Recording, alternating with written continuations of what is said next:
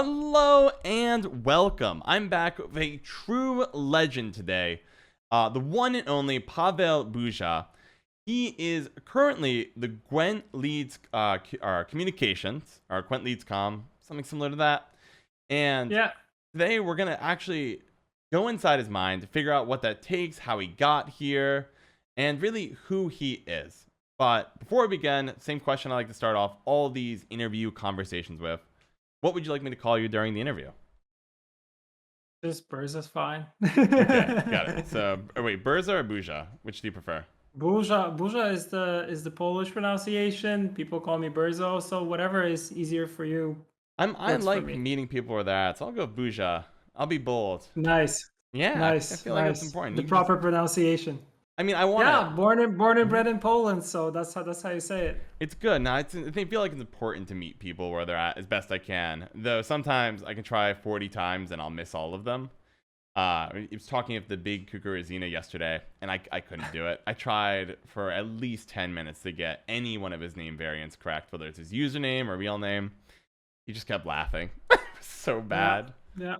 Well, why don't we go It's ahead? hard. It is hard, but I know I find it important. It's important to meet people where they're at, and Nice. yeah, I feel it's something I'm at least passionate about. Awesome. Why don't we go ahead and jump in? You can tell me. Mm-hmm. We usually start about talking about your past. Sometimes you start where you got educated at, where you grew up. You could start with your Mm-hmm. beginning of the career, but take us apart and start talking. Ooh, I think when I think back to what started it all, Okay. I would have to say is when I was a kid. I was first grade here in Poland, and my life kind of turned around Mm-hmm. because my parents told me that we're going to the States Whoa. for 4 years. So we go Okay. to California. And I was Okay. like, what the hell is California? I don't know any English. Other side Like, of the what's world. gonna happen? Mm-hmm. Other side of the world. I remember I got a book from someone with like, English things that you're supposed to know how to say, like good morning, Mm-hmm. hello, how are you, how's your day? And that's where it started. Like we moved all the way to the States, and I think that's where I was thinking about it today. I think it's a place where I got this this positive approach to life, this enthusiasm, which kind of didn't really happen in Poland. 'Cause Poland is a country that we used to be behind the Iron Curtain. We had a very rough past, wars and stuff like that. People here Mm-hmm. aren't very like happy go lucky, enjoying Interesting. life. Everything is awesome, Mm-hmm. everything is great. And yeah, I remember that I went to school there for 4 years. I came back to Poland. Like teachers did not understood me. First of all, I Mm-hmm. couldn't speak. Like I spoke Polish, but it was Polish broken in between English. Yep. So it was a mix of that. Mm-hmm. I would get like my parents would get called in because they were like, "Hey, this kid is walking around the classroom just like chilling, having fun, and enjoying himself." While here school is strict, you're supposed to sit, you're supposed to, Mm-hmm. pay attention, you're not supposed to laugh, you're supposed to be focused. Yeah, and the positivity here didn't really exist. So I kind of was like an alien child to them. So interesting. Okay. But that was the thing. And also when I was in the States, that's where I started gaming heavily because that's where I got my first like Nintendo, the classic Nintendo, the gray box. Mm-hmm.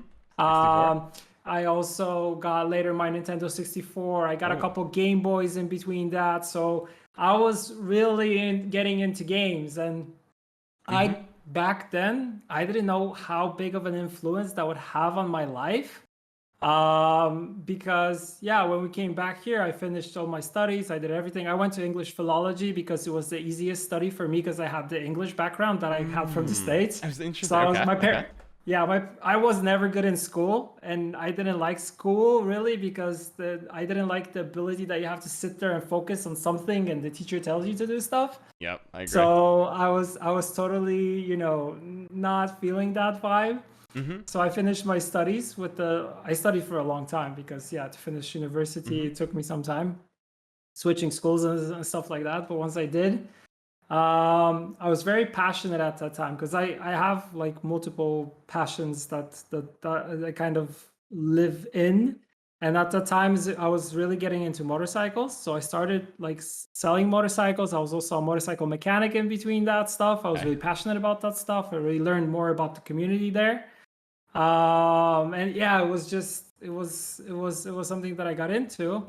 And then I also had a job where I was working on something kind of like a Best Buy type of deal, but it's smaller here. It's called Empik, and I used to sell games there. So I was working on the game section, and the gaming kind of aspect has always been there, right? I was going kind of back and forth, like doing different jobs. Then I got into marketing and all that stuff. And at some point, I started playing the first Witcher game. And when I played the first Witcher game, I was like, holy crap, this is so good. And I remember The Witcher because I read the books in school, because here it was like mandatory reading to read at least The Last Wish, right? So I read The Last Wish. I loved those stories. They were so grim. They were so, in some way, they were so real, especially if you think about Poland and how we are here, and the grayness, and how the common folk and the peasants, how they kind of were portrayed. It was very, very, very familiar. And and I was like, CD Projekt Red, this is awesome. And I didn't know much about the company at the time. Then I played The Witcher 2. And The Witcher 2 I played when I was sick. I was on sick leave away from work. So I played the hell out of that game. Through my whole sick leave, I played through it. Gaming. I like it. I like it. And then Witcher 3 started. And I played The Witcher 3, finished it. And I remember I had a bug in Kaer Morhen. You were supposed to talk to Lambert, and he fell underground. And patch 1.08 fixed that, where he would reappear from that was fixed, so he wasn't following the map. And I remember the first thing that when this happened, I just wrote on our official forums that, hey, I have this problem. Lambert's fallen into the ground. I can't interact with him. I can't go through the main quest. Can you help me? I remember Marcin Momot, who is the community lead at the company, who used to be my boss. He replied to me at that time saying, hey, this will be fixed with the patch. And I was like, wow, someone from the company whose game I bought replied to me in person on a forum and didn't treat me like a typical gaming customer support, but it was very like in person. It was like, hey, I know about this, it'll be fixed. We'll have more info about the fix coming in the next week or something like that. Very open, very straightforward. And I really loved that. And then when I just saw a job opening, I instantly jumped on it.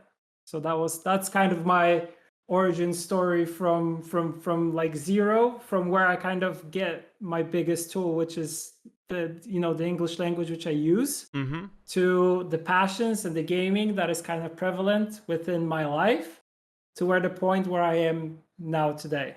So and I started as an assistant in the communications team. So I've made it to actually be a lead in the communications team for Gwent, and having my own team is like the biggest, let's say, like business achievement or work achievement that I could get. So yeah, and it's a huge achievement too. I think one of the most competitive industries for any job in the world is gaming, and you have found yourself at one of the most respected companies in the world as literally the voice for one of their games, and that is wild.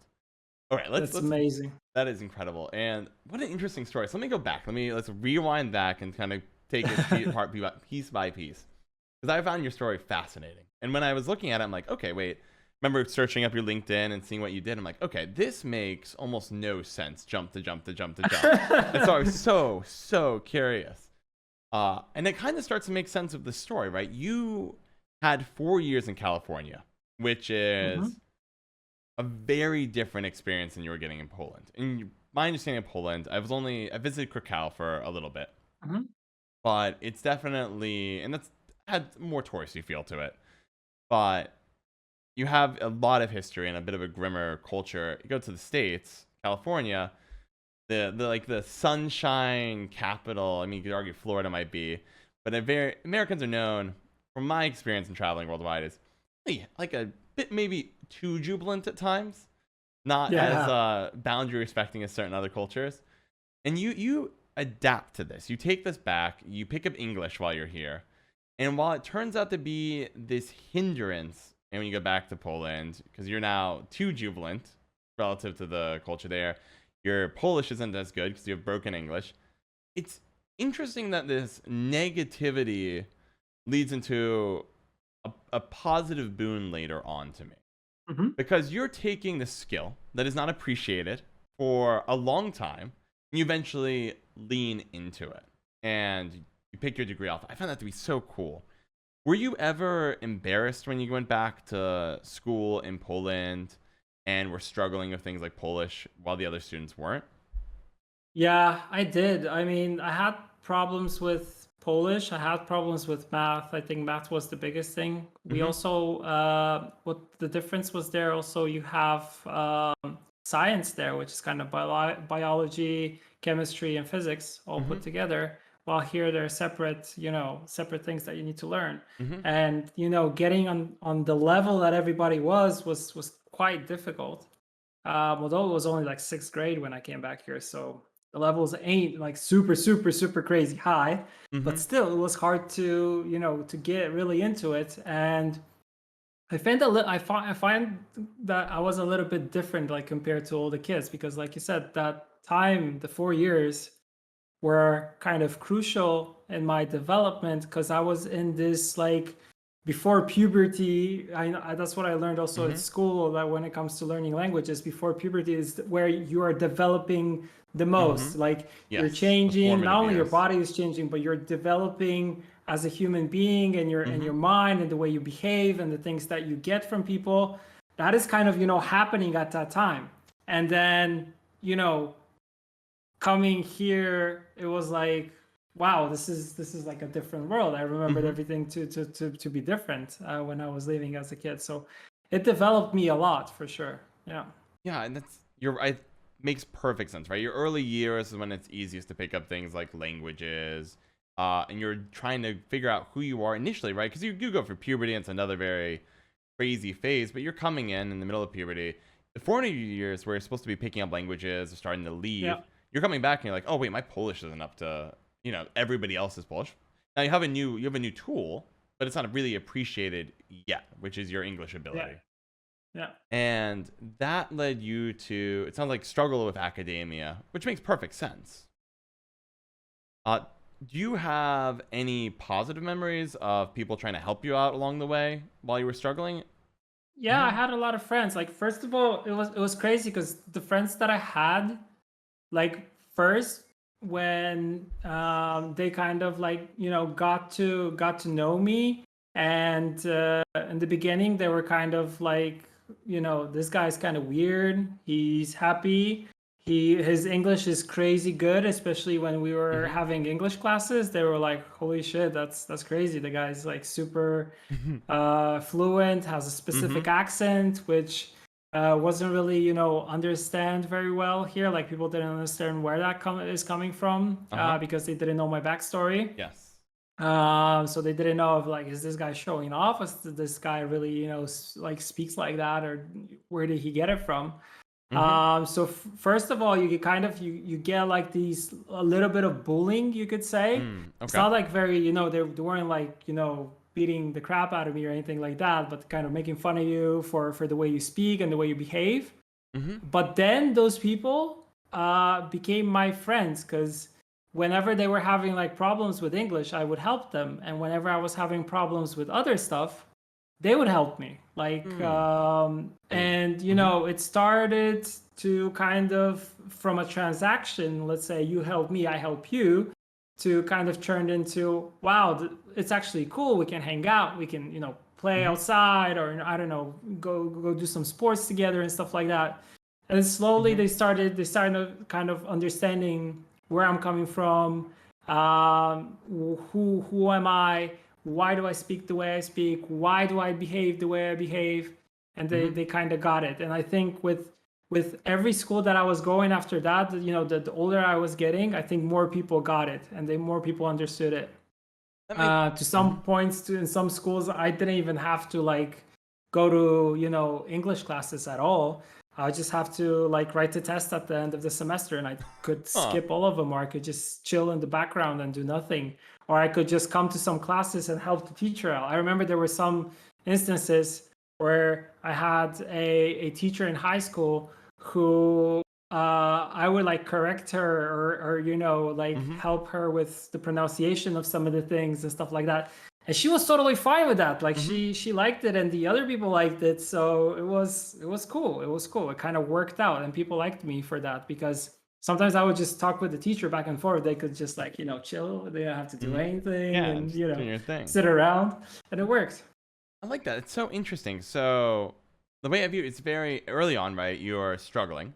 Makes sense. But then as people start to engage with you, start to do a little bit of give and take to start, right? You help them with English, they help you with the other stuff, because the other stuff's easy for them, right? Speaking Polish is not difficult for someone who's lived in Poland their whole lives. But for you, of course, you weren't there for a good portion of your life. Do a bit of give and take, and it starts to seem spiraling as you're switching schools. You're also, it sounds like, growing in comfort with your situation, where I bet it sounds like you're more able to leverage your unique ability at this point to be able to speak English at a high level. So you're finding teachers that'll partner with you, and all of a sudden you're helping out the teachers. Or the classes, you're skipping the class, which gives you credibility in how good your English must be, so you can help more people out. And it sounds like it's really working for you. And slowly builds up a better relationship, at least with the people you're with. Though it doesn't sound like academia is something that you're very passionate about. It doesn't sound like it was quite the right fit. Would you tell me a little bit more, though, about the switching of schools? Because it sounds like you were switching schools a lot. Oh, yeah, I was, especially, when I was a kid, and when I moved over, I went straight to elementary school. But since I didn't know the language at all, I would first have these kind of I would have some lessons where I was with the whole group of kids. But before that, in the morning, I would start out in like a smaller classroom with with children who were from different parts of the world. And that already like opened my eyes, because if you look at Poland, we are predominantly, maybe not right now, because there have been a lot of people coming from different places, which is cool, and it's kind of growing, but we've been kind of like a closed off, predominantly like white culture. I would say that when it comes to other races, we're not the most welcoming as a country. Okay. So for sure, it was an eye opener for me to see people coming from, from different parts of the world. I had like a girl that I knew she was from Hungary. I didn't even know where Hungary was on the map at that time. There are people from, from Thailand, from Japan, from Mexico, from different parts of the States. And I was like, wow, there's so many people here from different parts, and we all had one thing in common. We couldn't speak the language very well, but we were learning, through songs and games, how to talk in English. So this was something that we were kind of bonding together in that group. And from that group, we were then transitioning into our classes, and learning to be part of the class. And also, from that point on, you're going into a class who is speaking English super, super well. People know each other, and you're kind of the weird blonde white kiddo from Poland who doesn't speak the language. And and I had to kind of adapt. And when I finished elementary school, I moved to a middle school, which was also not far, not far from the middle school. But yeah, also I had new friends there then, and also new groups that I need to kind of learn about and learn how people behave. And my English was better at that time, so I was fitting in more to everybody. Mm-hmm. And there was never, I never got any, like, there was never any lack of acceptance, or there was never anything like, oh, you don't fit in, you're a weird kid from Poland. It Mm-hmm. was more accepting, it was more open. Everybody was happy, everybody was hyped to be there, everyone's parents were smiling, were happy. And Mm-hmm. and the weather, it's always sunny, it's winter time and it's still sunny. And although it's a little bit colder, the beach is not far away. And Mm-hmm. yeah, and there was also this freedom that, when I grew up a little bit, I could like walk to the Third Street Promenade with my friends, go outside. And and I mean, when in Poland it's like, oh, you shouldn't be really going outside into the Mm-hmm. city, it might be dangerous. It was normal there, and everything was totally fine. Yeah, and I think that's so interesting because you're right. States, one thing, we're not the perfect country by any means, but we are. One thing we do surprisingly okay, or at least some parts of the states do well, is just bringing in people. We Yes. definitely fight amongst ourselves how many people bring in, and it is a debate that goes on endlessly. But there is a lot of truth that over the years, the United States has brought in a lot of people, and I love that you. At least I'm really biased because maybe I have a little bit of pride in my country, but I'm glad you had that awesome experience. I'm glad it Yeah. gave you this confidence, and it's so interesting to me how all these little things were just setting up the dominoes for what's to come for you, right? Yeah. You're having these unique experiences where all of a sudden you're going to eventually go back to Poland. Your English is going to be great.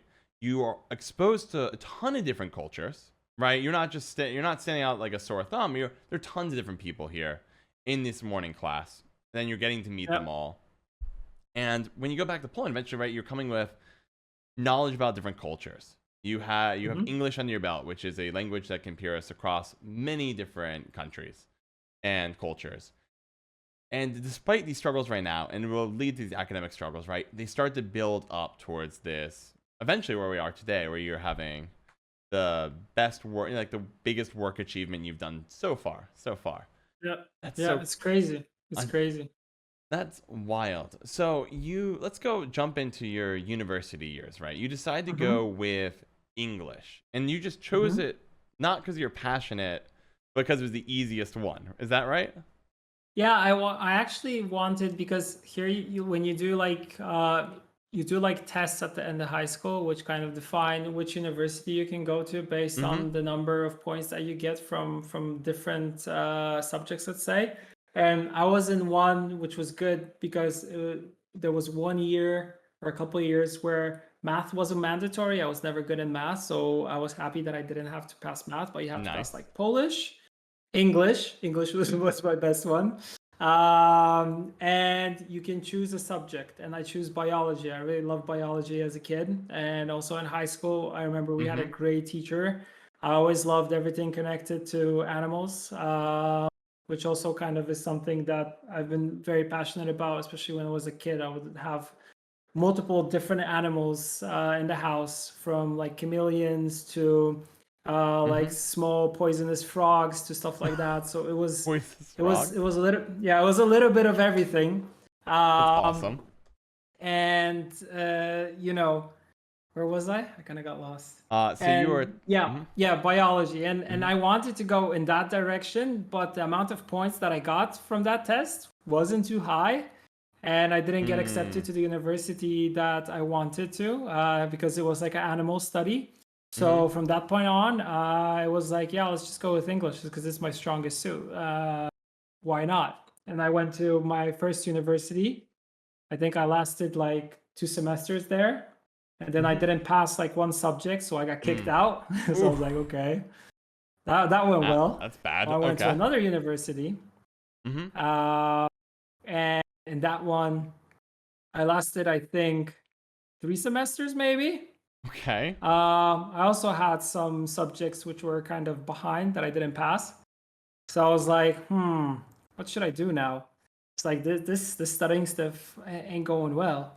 but then I figured out, because I'm what I am is I'm always crafty. I'm always looking for solutions. Mm-hmm. There was another school I was admitting at that time, and I could, although I was in that first school, I was only on the first year. I Mm-hmm. could automatically move to the second year there because my curricula and the subjects that I already Mm-hmm. passed played into their curricula for the first Hmm. year. So I got an Okay. auto update, let's say, to the Okay. next one. I I like advanced it. to the Yep. next round. So I got in there. And then, but that point on, from going from university to university, I was like, okay, I gotta get my stuff together, and I Mm-hmm. just need to finish the studies. And my parents were rooting for me, my grandparents were rooting for me, my Mm-hmm. whole family was rooting for me. And they were like, yeah, just get the studies out of the way, just get them out of the way. And I did. And once I finished my bachelor's degree, I went to do my MA like straight away, because I Mm-hmm. knew at the time, if I don't do it in the same university, in the same school right away, I will never go back to it. I will never get the degree. So I better do it now or never. And I did it. Mm-hmm. And I was like, "Ooh, I got that off my chest." And I was like, yeah, I'm done with studying. I ain't going back to school ever, ever, ever. Mm-hmm. Because I'm not the type of person that likes to sit down and study stuff. Like, I much rather do things. I'm very chaotic. I'm always all over Mm-hmm. the place. And yeah, that's how I kind of function. I always thought that that was something bad back in the day, Mm-hmm. like, the not the ability to focus. Although when I focused, and when there was an important, I don't know, test or exam that I needed to pass, I knew I could. It didn't take me a lot to learn those things, but it was always about the motivation to sit down and do it. Mm-hmm. It felt like a chore always. Like, Yeah. I like to do things which I'm very passionate about. I like to do things on the go, on the fly, and I like the rush. If I have to do something and sit down, wait, and and do it and force myself to do it, I'm not good at with that. So yeah, that's why the kind of back and forth. But I finally got my stuff together at the end. And although, like, looking back now to it, if I wasn't so crazy and and passionate and stuff like that, then I probably wouldn't have the passion I have today for the things that I enjoy in life, or the things that I do in life. Yeah. That's a wild story. So you switched universities, was it 3 times? You went one Yep. for 2 semester, one for three, and then you switched. And that final one is where you just push I through just your stayed there. I program just and stayed push for there. the masters. That's so interesting. And I know in Poland, if based on previous interviews, it sounds like getting a master's is almost a mandatory thing. You just got to get it out It of the way. is. It Um, is. It's something that is recommended at almost any workplace. Like, I mean, if you want to have a good paying job, either if it's a job in a company that is like government owned, or mm-hmm, if it's a private company, I mean, they always require at least for you to have a BA, at least. Like, you need that. mm-hmm. Without that, it's very hard to to do anything else. Yeah. Okay, so in Poland, academia matters, and you're struggling and you're switching schools. Did you ever feel like you were like a failure, that you'd let people down? I did, to be honest, because like, my parents, my dad was strict, my mom was like chill, and she was like, yeah, you'll get it next time. She was kind of like believing always in me. Mm-hmm. Although my dad was too, but he was more the strict one. He was kind of, pulling the brave face, trying to kind of get me to, like, get my stuff together and actually achieve this, get it out of the way, finish it. Mm-hmm. Like, he doesn't have higher education, but he always wanted for me to have the higher education, Mm. because he knew how important it is in life and how important it is in Poland. Mm-hmm. My mom had the same thing. She also did her studies kind of at the same time when I was doing mine, though she was older, Mm-hmm. in a different university. And yeah, she kind of knew that this will also pay off in her work. Yep. So they kind of had the knowledge. I didn't get that at that time. I was kind of like, okay, I mean, what do I need this education for? Like, I'm passionate about games. I'm passionate about motorcycles. I'm passionate about, stuff which I don't see like my study is going to contribute to in any way. But then they were kind of trying to explain to me like it doesn't matter like the degree in which you have your degree. Like it doesn't matter. It can be English, it can be biology, it can be different things. It can be like mechanical stuff. When you go for a job interview, they will just look if you have a BA or an MA, and based on that, they will decide if you get a job or if you don't get a job. So yeah. You ever find that to be frustrating, right? Because academia, you're obviously a very intelligent person. You're a hard worker, clearly. But academia is not for you. It's defining so much of your potential success in Poland. Your dad's pushing for you to get what he wasn't or didn't end up getting. Your mom's going back to school because it offers such opportunities. You ever find that to be frustrating? Because it just doesn't matter what you study. It's like, oh, you just get a good job as long as you pick something and pass. Yeah, it is. It's like you feel like you're in a system and you need to do what's in the system. And since I was maybe younger adult, let's say, like high school, like I've always been into, it's like rock and roll and anarchy and like going against the grain and going against like what people are telling you to do, just doing your own thing. And I really, like the rebellion part of the whole thing. And I was thinking about it like, so like, why should I be forced to do things? And why should I be part of, why should I be another brick in the wall where I want to do different things? But then I was like, you can do this. You can be crazy. You can do your own stuff. You can be passionate about stuff. But you kind of need this groundwork, let's say, like on top of which you can build the rest of the things that you love, that you're passionate about. And that's how it is. And you either, you either kind of go into this and you understand this and you come with this mentality, or you're going to be always fighting against it. And it's a fight that I feel like you're not going to win, especially in a country like the one we are in. So Poland in this case, right? Yes. No, and that's, I feel like a big struggle a lot of you've had. It sounds like you more than others, where you're looking at the systems in place and you're saying, well, here's all the issues with it. Why is it like this? Yeah. And then for you, who's also particularly struggling with the system, because one person say, wow, there's too much schooling in Poland, but they could be succeeding very easily. But here, you're a good example from what you've said so far, somebody who the system really wasn't designed for, because you're coming in with you have a host of really like interesting and powerful life skills and lessons up until now. But this system's not built for you, right? The system's just chugging out people with master degrees and go fill any job.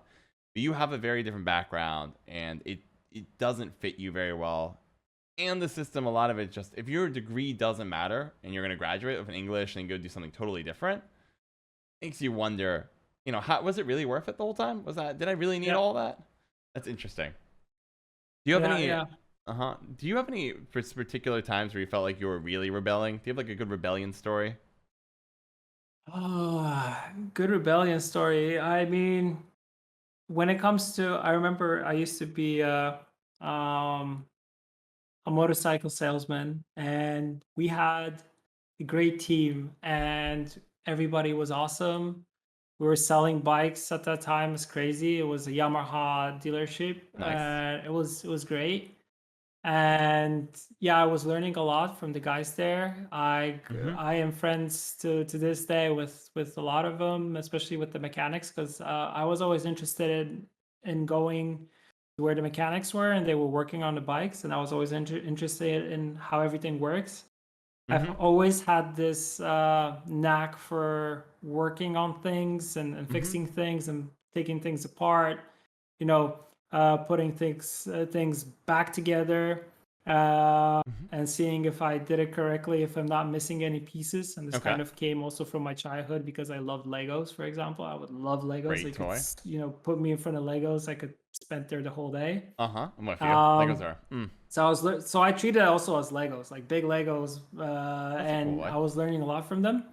And we were great. We were all great. And then they actually decided that it would be cool to get someone to the company, like a consultant, that will be able to make the sales even better, right? Because it was just, gotta make the money, gotta make the bottom line.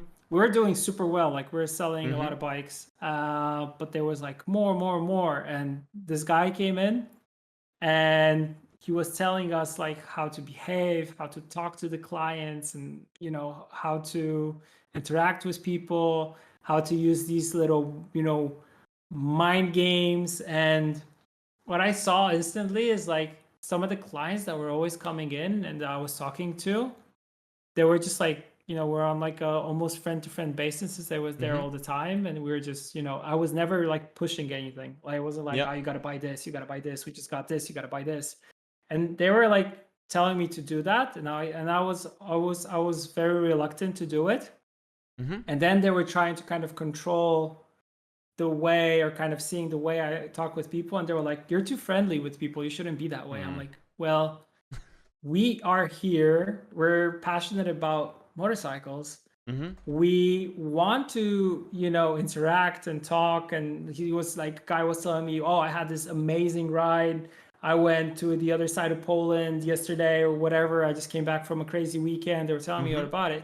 And this guy was like, you got to push stuff. And I told him, no, I will not do it. And I kept on telling him, no, no, no, until I got fired. So, and getting fired was something that also happened a lot of times, because I had always a problem with obeying the rules, because I just Interesting. wanted to do my thing. I wanted to be nice to people. I wanted to, talk to them, be friends. I wanted to kind of, talk about the passion. If they wanted to buy something, I would tell them, no, no, you should probably get this because this is more cool. But I Mm-hmm. did never thought about it. Oh, I need to sell this because we need to sell this because this is the new thing that came in and we got to push it to everybody. Uh-huh. And that's what they were trying to like force me to do. So I've always had a problem with obeying those rules. And I think it also comes from the thing in school, because in school I also like was going against the grain, as I said Yep. before. So yeah. That's so interesting. So you ended up getting fired from that job. I love that, in terms of it really does speak to this. You are a passionate person. You like doing your thing, and also kind of goes into that original thing that's been kind of not really haunting, but been part of your life experience now. You have a very different cultural mentality because you have this very different cultural upbringing. You are Mm-hmm. gonna be the more positive, friendly person in the room because of your background, and you embrace that part of your time in California. So you bring in a consultant, which is going to basically say, look, stop being friendly, sell. And you're like, nah, I gotta be friendly. We're all passionate on motorcycles. We're all doing a ton of sales. This is working. Let's keep going. And also, it feels right. And I think that's Yeah. also something that seems to be in your story thus far. You like to do things that feel right to you, right? True. Even True. though you tried to do biology, that was a passion or something you liked, Mm-hmm. it didn't work out, but you went for it. You kept trying things, and you would suck it up when you had to. For the most part, you Yeah. just keep saying, look, if this is working, great. If it's not, pursue something else.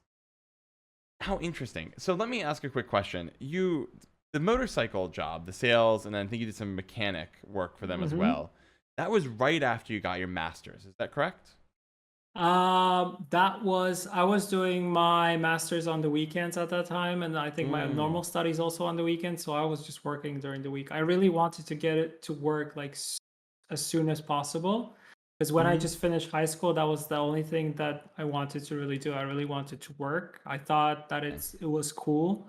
I Mm-hmm. like the aspect of meeting a lot of people in the workplace. My first job was when I was, I think, 17 in the summertime. It was like a summer job. I was helping out in a factory that was building out of steel these kind of big shelves that would go into big like warehouses. Mm-hmm. So they were all Okay. made of metal, like super heavy. So that's where I kind of started off, and I was really, because at the time I was really into motorcycles. That was one thing, but I was also watching stuff like Monster Garage, which used to be on TV on Discovery, Okay. um, where they were building cars, they were cutting metals, they were welding things. I was like, wow, this is so cool. I really want to learn this stuff, and I learned it during that summer from people who were working their 9 to 5. And they were, I was helping them out, but also in between me helping them out, they were also showing me, okay, if you want to cut this, you got to do it this way. If you want to weld things together, you got to put it like this. And there was always there was this learning process. I was like, wow, this is so cool. And I also had this mentality at that time, is like, yeah, when you're working, when you're creating something, when you're doing something, you get paid for it, and it's kind of, it makes sense, right? And it's like, it's cool. And not only did I get to meet people, I know they were doing their 9 to 5, but they were very nice. They were open. They were like, "Oh, you're always happy. You're always smiling. That's crazy." And we were having lots of fun. But I was also learning a lot from them. So after That's that, I really want to go to work. excellent. That's awesome. Sorry about the alarm. I live by a fire station. That's a plot Easy. twist there. But I like that a lot because it shows you know the environment you want to be in. Where okay, academia's you're struggling. There some parts kind of work. You're starting to find your place there, but it seems to be a struggle all the way. But you figured out very early on you like working. You like the idea of putting in effort, getting rewarded with relationships and money, and that structure makes sense. And you can better suit a job to your passion. Say, look, Hmm. I like motorcycles. And watching on TV these cutting metal, like all this cool stuff is happening. Like that is exciting. You're not gonna get that in academia. Nobody's like going to high school today. I'm gonna go build my car, and then we're gonna cut sheet metal in the afternoon, and I'll get an A on it if I work hard. That's not it, right? Sit down in a Yeah. class like this is math, study. Yeah. But you, Listen to this, like, I know. And then you start zoning out, and you're not even sure you're going to need it in the future, right? Because by the moment you know that you hate math and you're struggling with math, there's almost a guarantee you're not going to pick a job that's math heavy. So as you're going up and you're taking on more complex math, you're like, oh my gosh, I'm going to do everything I can to avoid using this in the future. And yet I'm graded on it. But at least during this time, you're figuring out I like working. I'm going to get myself into a factory making cool metal shelves. It's a starting point. Then I'm going to get into motorcycles while I'm doing my degree and have this thing I love going on while I suffer through academia. That's incredible. And so then you figure out your environment.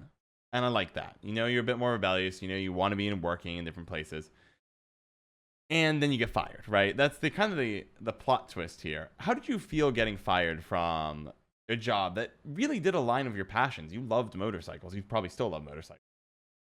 Yeah, I do. I felt good with it because, when I was thinking about it, I didn't do something that went against me, and it didn't go against the things that I thought that were good. Like, I Mm-hmm. didn't want someone to tell me what the most important thing is, like that, the bottom line is the most important thing. Don't care about the people, don't care about anything else. You just got to sell, sell, sell.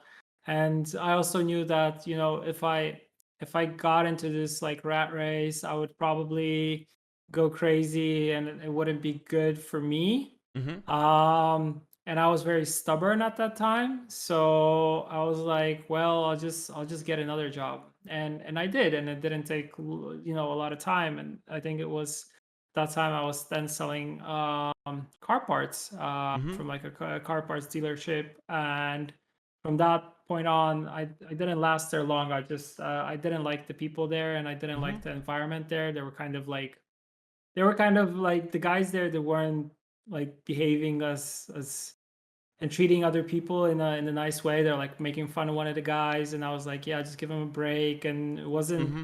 it wasn't like they were all acting as kids, but not in a good way. Mm-hmm. So I very quickly moved on to another job, which was also related with motorcycles. Okay. And that from that previous job, I kind of told them that I'm not staying here. Here's my paper. I'm out. And the other job I went to was good because it was great. It was Benelli motorcycles, which are Italian made, but then the company was sold to a Chinese producer, which was weird because it was like the first time I had a boss that was flying in from China, like the head director. He was quite funny and cool and nice. Nice. And Okay. yeah, but but the other people there, we're all friends. And we had one guy who instantly became our boss, so he became our manager. Mm-hmm. And when he became our manager, he started treating us like crap. And I was Mm-hmm. also going against him because I was like, ah, dude, Mm. you used to be one of us, and now you're treating us like, Yeah. like shit to go like be straight up. Mm-hmm. And it's like, no, I'm not gonna have that. And I got fired from that job too because I was like opposing him all the time. So yeah, I think that's the last one I got fired from. So from the other ones, when I felt like I did my job there, I would just say that sorry, I think I'm done. I'm leaving. Uh-huh. That's so interesting. So a lot of people view things like getting fired as this end of the world experience. They have self-doubt, like, how did I let this happen? But you're coming in, you have principles. You're a passionate person. You're gonna pursue jobs that align with those passions, but you have principles. And I think something goes back to that earlier stuff. Being respectful towards other people, right? You were in a lot of environments where you were struggling to get respect from peers and had to earn that with those early trades back in middle school. You also have a lot of experience of working with different people. You value that. You also value returning those kind of things, right? Being respectful towards others. And it's interesting where you're getting fired from these jobs, but you're not beating yourself up over it. You're like, yeah, I stood by my guns the whole time. I'm a principled person. My backbone's here. You can fire me. I'll go find another job, no problem. And you pick yourself back up. You go out, head held high every time. I like that. It's not Mhm. always handheld like every time because you get to a point where sometimes you feel bad. Like sometimes I also the first one I got fired from, I kind of felt bad, but I knew I did a right thing. But for me to realize that I did the right move, it took me some time to Mhm. get to that. It's because instantly when you get fired from a job, the first thing that you think about is like, oh man, I got fired. How am I going to pay the bills? How am I Mhm. going to get my life together? What are my parents going to think about this? What's my girlfriend at the time going to think about this? Like, how are we going to support each other? What's going to happen? And oh my God, oh my God, oh my God, right? Mhm. So, Overwhelming. I mean, you need to kind of understand that when you're older, like when I am, I'm 34 now. When I look back at these things, I'll like, wow, these things really shaped me into the person I am. And if I didn't go through all these things, would I be here today? Probably Mhm. not. Probably I would be in a different trajectory in my life, right? I Yes. would be going a different direction. So yeah. Interesting. Tell me a bit more about how you go through that realization. Because when you're in the moment of, in your case, getting fired or just a failure, let's say you're like 20, get an F on a test, or somebody else gets promoted at work and you don't. A lot of it is very personal, right? You talked very briefly about the money, but what you're really hanging on was that personal relationship. How are my parents who have supported me for so long going to think about this? What is my girlfriend going to think? How are we going to make it all continue to work monetarily, of course? But a lot of Mhm. relationships are there as well. How do you go through that process and eventually get to that point where you're able to look back and say, these are the things that help define who I am? I think it's because the place where I'm kind of sitting on right now is a place where I came through, which I think like came to through at least hard work and the decisions I made. And I think like reflecting and going back and thinking about them Mm-hmm. gave me this perspective. Like, um, I thought, in the spur of the moment when I was doing these things, I was stressed. I wasn't sure if I'm going the right direction. But what kind of guided me that way always was that this kind of feels right.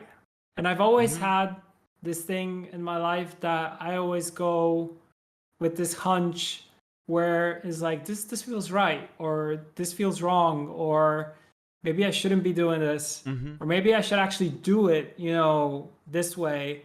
Um, if something tragic is happening in your life, is it a failure? Should it be defined as a failure? Or is this actually a building block? Or is this a Mm-hmm. part of your life? Is this happening for a reason? Will I grow from this? Like you don't see it in the beginning, but when you look back at it a couple of years later, when you're sitting comfortably here, you're Mm-hmm. like, oh, this makes sense. Like this really makes sense. This journey makes sense, right? Yeah, it's so well said. You get in the storm, right? You're in the caught up in the immediate, but as you deal with the immediate, you're able to look back and you have that feeling. And I think it's so important to be in touch with yourself as a person to know what feelings you need to lean into and which ones you want to lean away from. Because sometimes Yeah. feeling and then like monetary, money in reality and people's respect all line a little differently. Where you Sure. earn people's respect time and time again, but part of that is that principal backbone.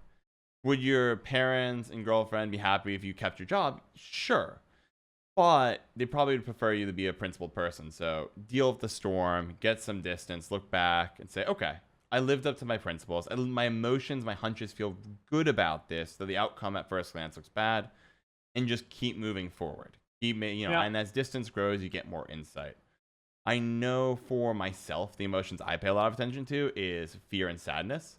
If I'm afraid of doing something, I get really excited because it means it's going to challenge me. If I feel really sad about something, I know something is wrong here. I need to Hmm. immediately pivot away from doing this choice, or I need to get out of this current job or whatever it is. If I feel sad, abandon. If I feel fearful, go full steam ahead because I'll grow. And you have your own True. hunch too. You're like, this isn't working for me. It's going to bring in uncertainty, but I'm going to keep going down this path. End up getting fired again, but you're going to grow. Get that distance, deal with the storm, move on. Yeah. That's. Yeah, but yeah, Mm-hmm. I needed time for that for sure. Like it Mm-hmm. isn't something that happened overnight. It's not something that happened in a week's time. Yep. At that time, I was just kind of thinking, okay, let's move on to the next thing. Let's find the next thing. Let's, Mm-hmm. look for a different job. Let's kind of regroup and go back to the drawing board. I was just looking, through the internet at the time. I was like, what are interesting job offers I could go to? I went to a lot Mm-hmm. of interviews. I loved going to job interviews. It's like one of the things that I liked really going into. Like Interesting. people hate job interviews. I never was good at maybe selling myself, but I always liked talking to different people. Mm-hmm. And when I had problems at a point where I couldn't really find a job, what I did at that time is I went to teach English, and that was super easy. That Mm. was super easy, and I also got to meet a lot of different people. I would go to these big offices and corporation, big ass buildings. I would bike there on my BMX bike, go Mm-hmm. in with people in suits and stuff like that, and I would teach them English, and they were so thankful. They were so cool. They were all so different, and they all appreciated me being there. I also felt Mm-hmm. like super good. Although it was like a short period in between Yep. jobs that I was doing that, I still remember it as one of like the coolest experiences that I had, because not only was I using that English that I had as a kid, I was also, it was beneficial for others, and they really liked it, and they Mm-hmm. really appreciated me. Although they were like CEOs, they were like directors, managers, and I Mm-hmm. was just, I was just trying to make a living, get some money Yep.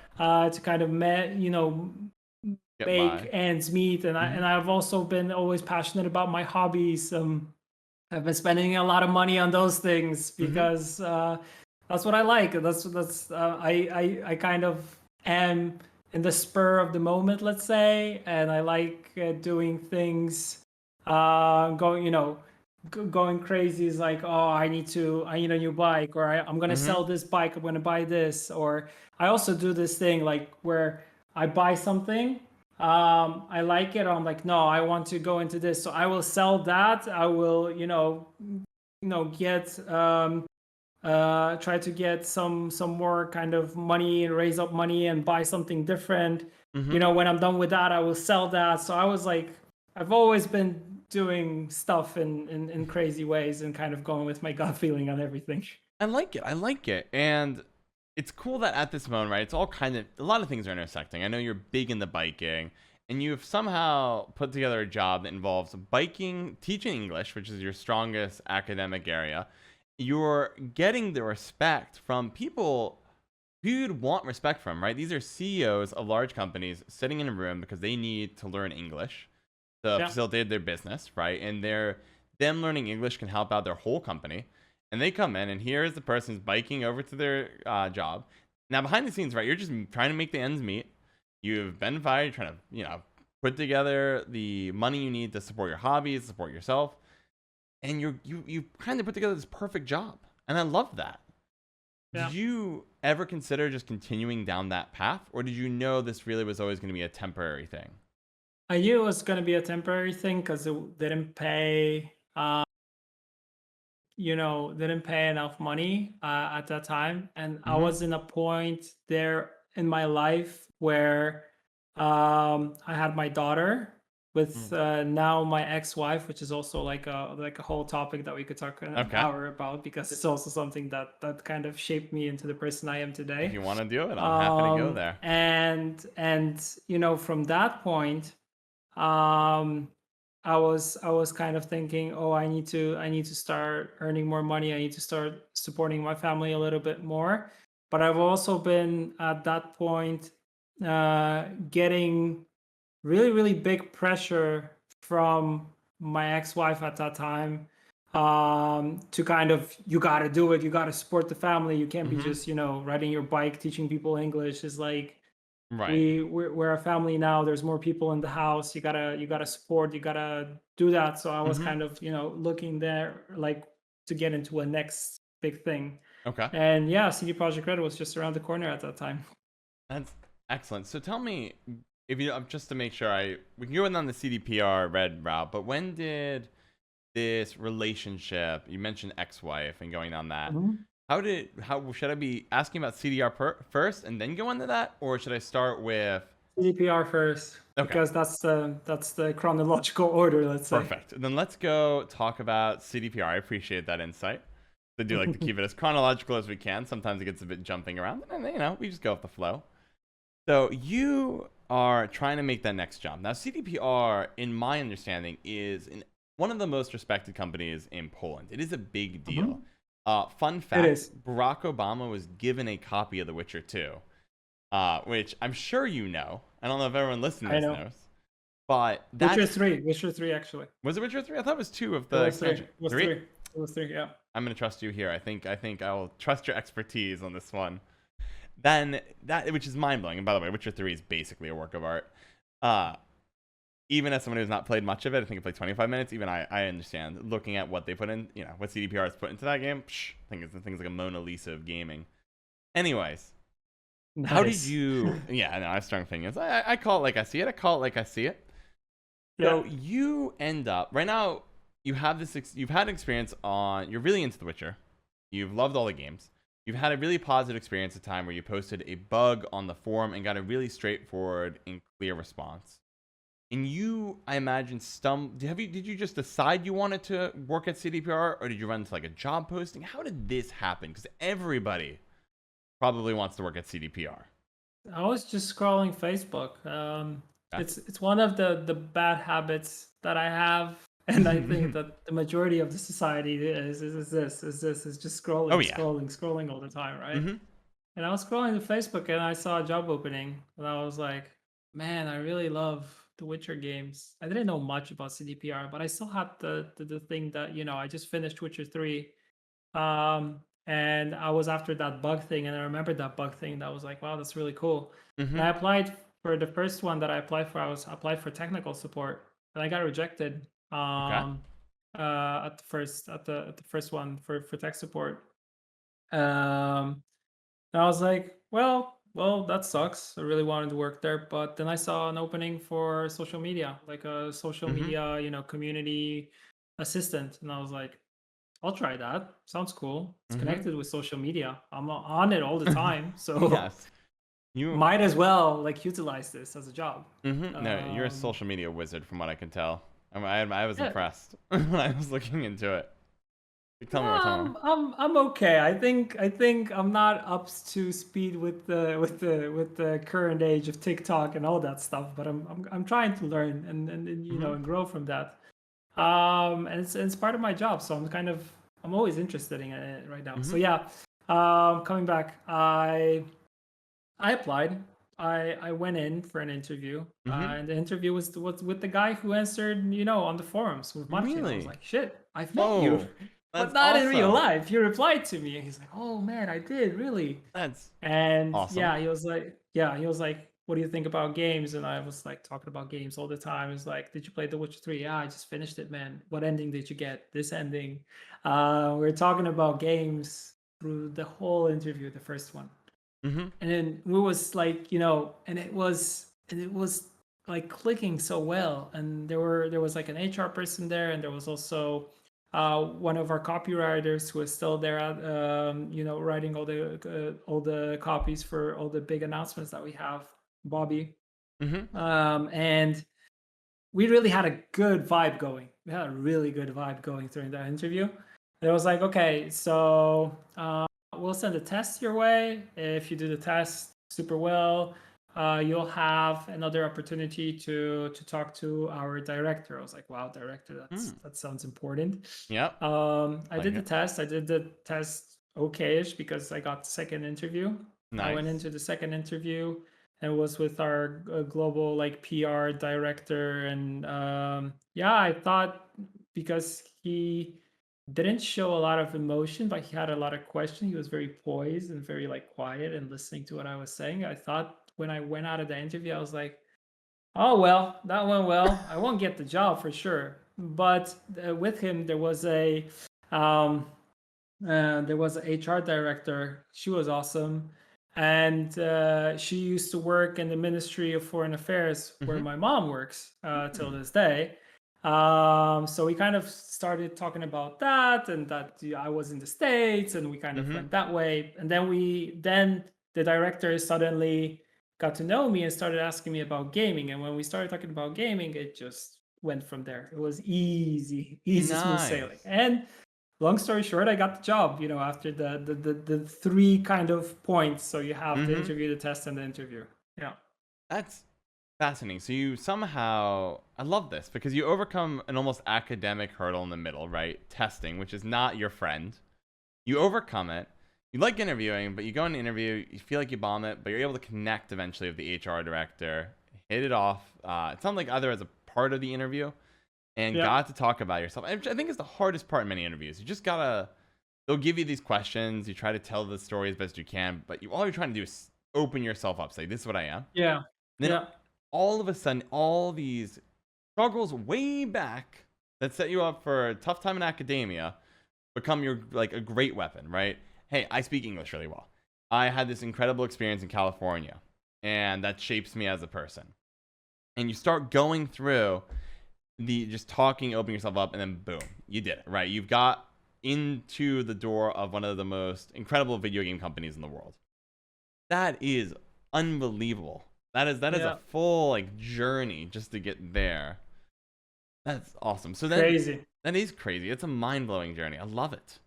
A lot of failure, a lot of struggle along the way, right? Academia was Up and down, up and down, up and down. yeah, but like if I just find it fascinating how you're just like, okay, you swapped university 3 times. You stopped schooling multiple times. You went to schools in multiple countries. You got fired from multiple jobs, and now here we are, this big build up to the point where you're now in that CDPR.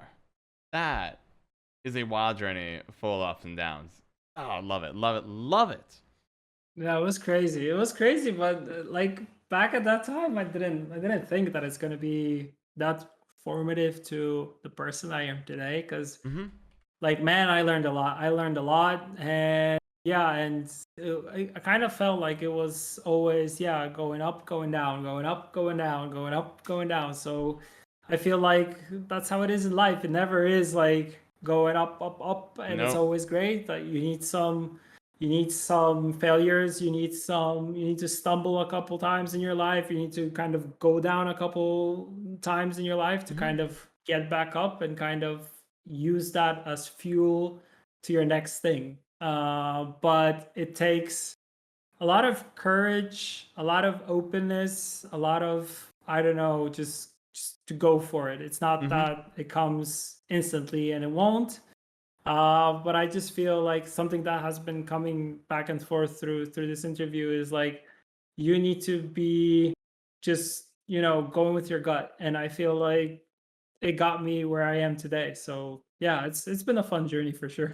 That's awesome. No, I think go with your gut's a key thing. And also one thing you do really well is I feel that you don't take the failures as personally as some people do. Where when they hit a low point, they're like, man, I failed this test, or I didn't make it at university. I am a failure. But each time it feels like you're like, you know what? Academia is not for me. we're moving on, or this job didn't fit quite with my principles. My gut feeling saying getting fired is going to be okay. You still need distance from each of them, but you seem to do a really great job of letting go of failure and just using it as that next step to go even further. And that's Yeah. fascinating. I think it's a really good No, trait. it's Hmm. just I know I'm just like I said, I'm just going with the flow at this moment. It's kind of like just go with it. I mean, like what do you got to lose? You gotta move Hmm. on somehow. You gotta make ends meet. You gotta, think about family. You need to think about like you gotta keep going. You can't stop because if you Hmm. stop and you think and you start thinking about the negative stuff, well, you Hmm. might get to a point where you're unable to get out of this rut and you're kind of stuck. Hmm. So, but you can't be stuck because you gotta, Keep moving. keep on moving I to the like next thing. makes sense, right? And then you along the Yeah. way you have different pressures. You one that you're getting your parents and I think you said grandpa supporting you, trying to get you through school, right? You want to live up to their Yeah. expectations and show them that wow, I can do it. And then Yeah. your ex-wife and daughter, right? That's another pressure of hey, we need to make ends meet, get it done. You don't have time to get stuck in a rut. Like each days are passing by, got to keep waking up, taking your best shot at each day, Yeah. even if it roll the punches and keep going. Either works or it doesn't. Like you gotta Mm-hmm. go. Yep. No, I respect it. I respect it. So you get the CDPR, and I mean, obviously, you're still there today. So I imagine it was a good experience. But tell me about it. Oh You're, yeah. Oh yeah. did you love your job? It was Mm-hmm. it was great, man. It was great. I was the most important thing. I was meeting so many open introvert and extrovert, of course, people, but so many passionate people, Mm-hmm. so many people that you share one common passion with, which is gaming. You get to meet people which you saw on interviews, people you saw on developer like these updates or what they had back in the day. It was kind of like behind the scenes of the development, and you get to meet these people in person, talk to them, interact Mm-hmm. with them, and you kind of figure out quickly that they're the same people as you are. They're like they're also trying to make ends meet, but Mm-hmm. they are using their passion in order to make those ends meet. And they're great, they're incredible, they are specialists in their field, but they're not they're not like the professors or the people the doctors in Mm-hmm. academia that they think they're the best and look at me. No, they're humble. Mm-hmm. They're easy to talk to. They're cool. They want to know about you. It's like where you're coming from. Like, oh, your English is so cool. Where'd you get it? And like it's just you get to meet so many cool people. And it's like, wow, this is where everything is happening. These are all the people behind the scenes. This is who they really are, and you get to meet them. And it's been incredible. It's been really, really incredible. And also, I was learning a lot when it comes to like social media, when it Mm-hmm. comes to community management, when it comes to this different community management approach that the company has to actually talking to the players, being open with the players, Mm-hmm. interacting with them, not using an outside, vendor company who is going to do your social media, your marketing, and stuff like that. There are people inside there who are gamers. They're passionate about games. They all play games. We talk Mm-hmm. about games. We exchange games.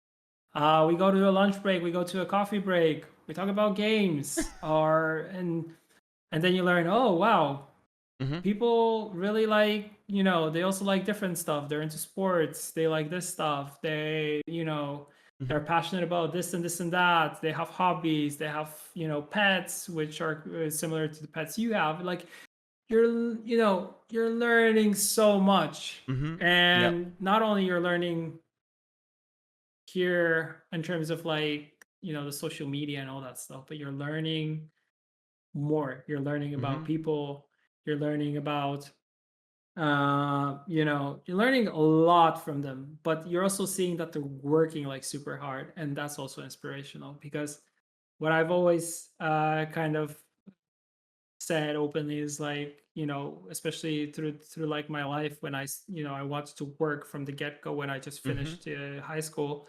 I saw that as people are like they're working super super hard, and Hmm. they're very passionate. They work hard. They have time for other things. They're making ends meet. Some of them, are actually making really really good money for this passion that they have, and they're taking that and using it to grow and to kind of make a living. And that was inspirational, to be honest. It was really inspirational. I like it. It sounds like you found the perfect match, right? You Yeah. value relationships. You value hard work. You like working and want to be surrounded by people who like working as well. And you have this intersectionality of a common shared interest. Everyone can talk about it, but this time it's like motorcycles, gonna be gaming, a genuine curiosity in each other and working together and love for it, passion driven work as well. It's not that you're all sitting there saying, money doesn't matter. Money does matter. You need to, food on the table to eat. You have people you want to provide for. But this environment of people who are like you, the same interests, same passion, same work ethic, all coming together and you just click. And Yep. I also love that they seem to bring it to the players as well. They're not outsourcing their help. They're not outsourcing their marketing, social media. They're doing it their way because they have a very principled approach that aligns with your Mhm. principles, and it seems, yeah, like a perfect, like a match made in heaven, where you go in there, you just seem to fit in. I like it. Yeah. Yeah. Plus, Hmm. one other thing which I really liked is the fact that is that there were a lot of people from different countries there too, and the main language in order to that we use in the company is English. Like, we use English to communicate. I mean, of Okay. course, we will talk in Polish in between people from Poland, and we Hmm. sometimes feel bad that we use too much Polish because Hmm. we have someone from a different country who doesn't speak the language, Hmm. and we kind of teach ourselves to, hey, you got to stop and switch to English. And Yep. yeah, and I felt like home, to be honest. It felt like home because most of the people there, maybe not all of them were also great in academia. Hmm. And yeah, and I think it was a place that I felt that I fit into. It's like, oh, this is my tribe, as they say, right? And it kind Yep. of makes sense, right? Yeah, and it goes back to that time in California where you're surrounded by people of all different cultures speaking English in a positive place. And fast forward, after many ups and downs, you're back in an environment where people are speaking English. They're very positive people. They're all connected, and you're just clicking. I love it. Yeah, yeah. So tell me how you take this approach to social media, Hmm. because CDPR has, I think, a very unique approach relative to a lot of other gaming companies. A lot of other gaming companies I see are less transparent, more textbook, don't want to say too much. But I find that your approach at CDPR is very blunt, very straightforward. We're doing this. We're not doing this. This is low. This is Hmm. low priority, which is the politest thing to say. As we put it on the back burner, it's probably not coming. You, Tell me a bit about how you've because you've kept it alive in your work. How do you, or do you value that transparency? And Yeah. mhm. Yeah, I mean, I like the no bullshit, to be honest. Like it, okay. I like our old slogan that we used to have, like, we're rebels. Really spoke to me Mhm. in a very very good way, because yeah, we're rebels, but yeah, we're gamers, and we treat gamers the way we would like to be treated. Yeah. And Mhm. that's something that I really loved in the company, and I felt like it speaks um to who I am, because I've also had this approach throughout my life and throughout the jobs I was doing. I was also open. I was always straightforward to, and I was talking about things which I liked, which I didn't like. I was talking, I was open. And I think that's the most important thing that you can do. It's like no bullshit policy. Yep. And I would feel bad working for a company that was only focused on the bottom line, or was only focused on making money, or was only focused on trying to push some agenda or some way, or like telling people like how they should be perceived, or this is who we are. Well, I was I was at this point in my life also at that time where I was very into reading books like The Corporation. I think that was one of the coolest things that I got from my studies Mm-hmm. was a lot of books that kind of showed how there's this corporate agenda, how governments are kind of toying around with people a little bit, so kind of a little bit of Okay. into politics in some way but not really into it. Okay. Also how corporations are manipulating stuff or manipulating the way they are. I never would like want to work in a company that is like very fake, that is very greedy and telling Mm-hmm. people what they need to think about it. So I really liked what CDPR was doing. It was open, it was talking to gamers. I had this wonderful experience that I always go back to, going to the forums and getting a Mm-hmm. straightforward answer. I would have problems with different games and I would go through tech support, and it was just Mm-hmm. it was terrible experience. I felt like I was talking to a machine, not a human, and I wanted that. I wanted that, something normal, something open, something like real and player focused, gamer focused. Yeah. Makes sense, right? That same level of respect to the players. And if you have that anti-corporate mindset, right? Some corporations are definitely pretty sketchy. Government can be pretty sketchy. So you're saying, look, I don't want to have my hand in something that, my emotions aren't going to align with. I'm going to have a gut feeling I'm not actually doing what I should be doing.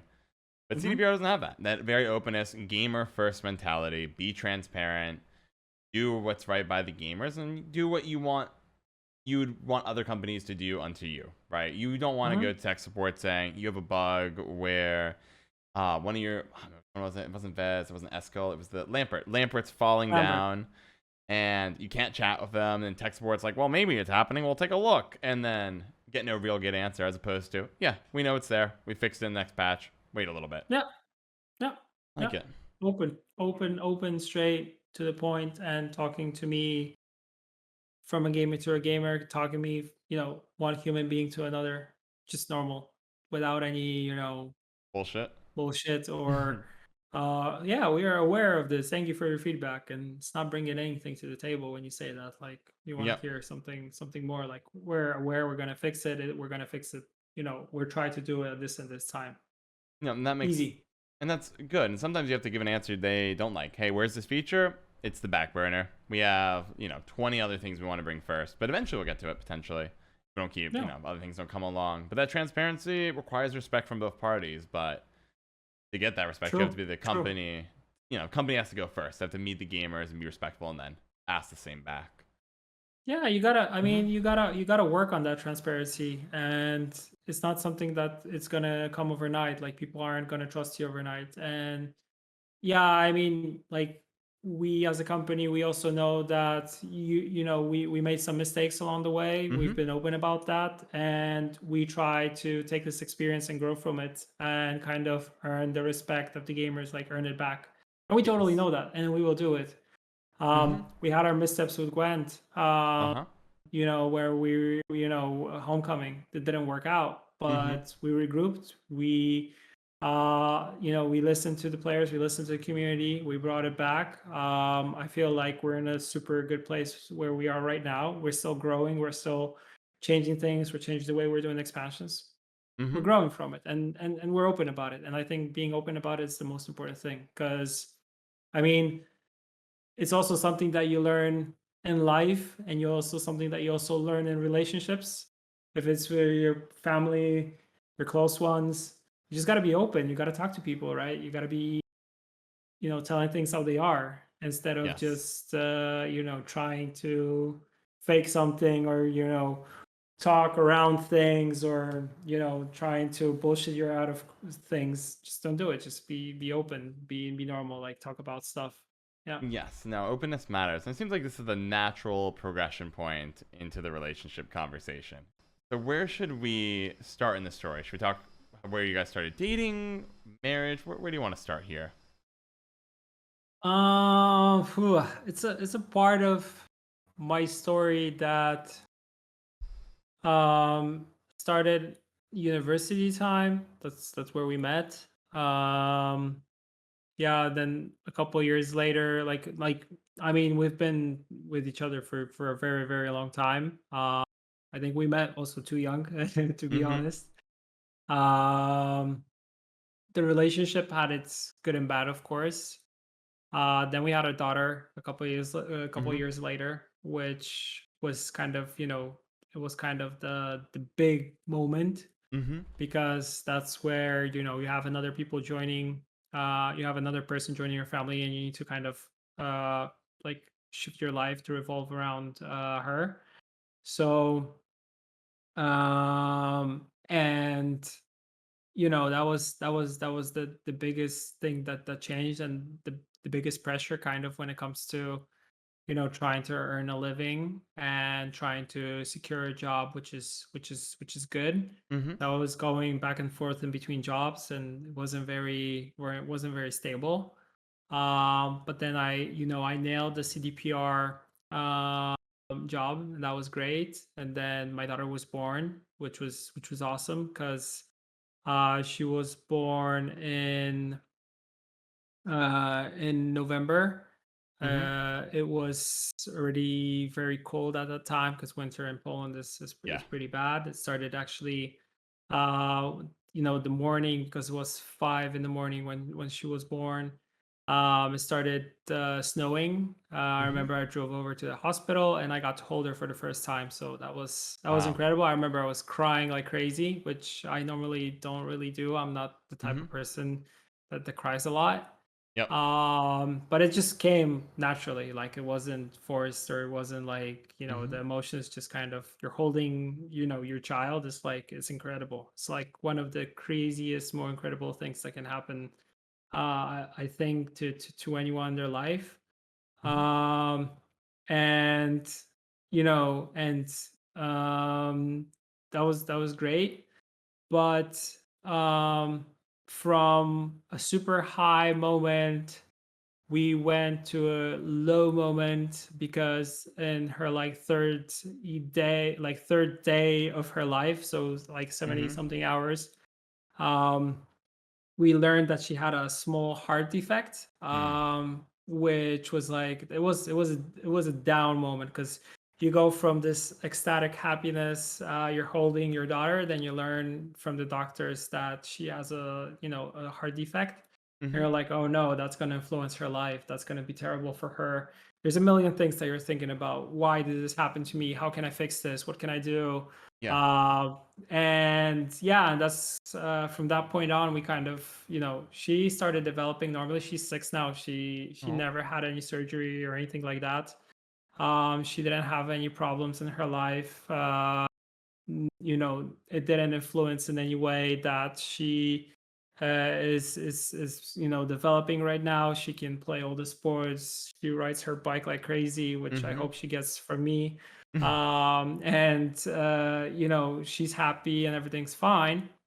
um but we as parents, we got super concerned.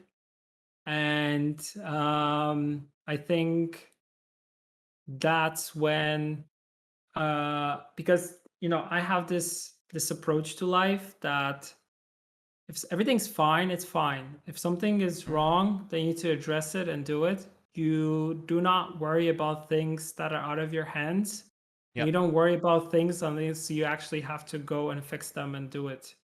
Mm-hmm. And that's where we kind of started growing apart a little bit, because my ex, she was like very concerned about all these things, and she was building this like ball of negativity, that, oh my god, it's gonna be bad, it's gonna be terrible, like she's not gonna have a normal life, it's and then we got into a point where we're all the time at the doctors, like, and I felt like there was this point that we were trying to find other things which were wrong, or we were trying to fix things which didn't need fixing in different areas Mm-hmm. of her life. That, oh my god, she has a cold, that means she's gonna have this and this and that. Like, we were, every small thing was kind of growing into a big thing, and I was very like against it. Mm-hmm. And I was trying to kind of separate myself from it. On the other hand, I had this awesome new job, which was this incredible experience, and it was this, this highlight in my life. And I was trying to like gel these things together. Yeah. And my daughter, she was growing, she was developing, everything was fine. Um, and then there was, I was slowly growing in the ranks at work. I was going from, from an assistant to a junior, from a junior to a specialist, and then from a specialist to a senior specialist. And right now I am a lead, so kind of you see the progression step by step. But at the time I was still a specialist, and I was, we started developing Gwent, and I was really focused on that. I was really into it. I was working overtime. I think I was doing this. I was doing this overtime also to maybe not focus about the, on the bad things that are home. And I totally can openly say I really got into it to a point where maybe it was a little bit too much. But the other hand, it was also something which was so positive, and I started, earn good money from it also. Yep.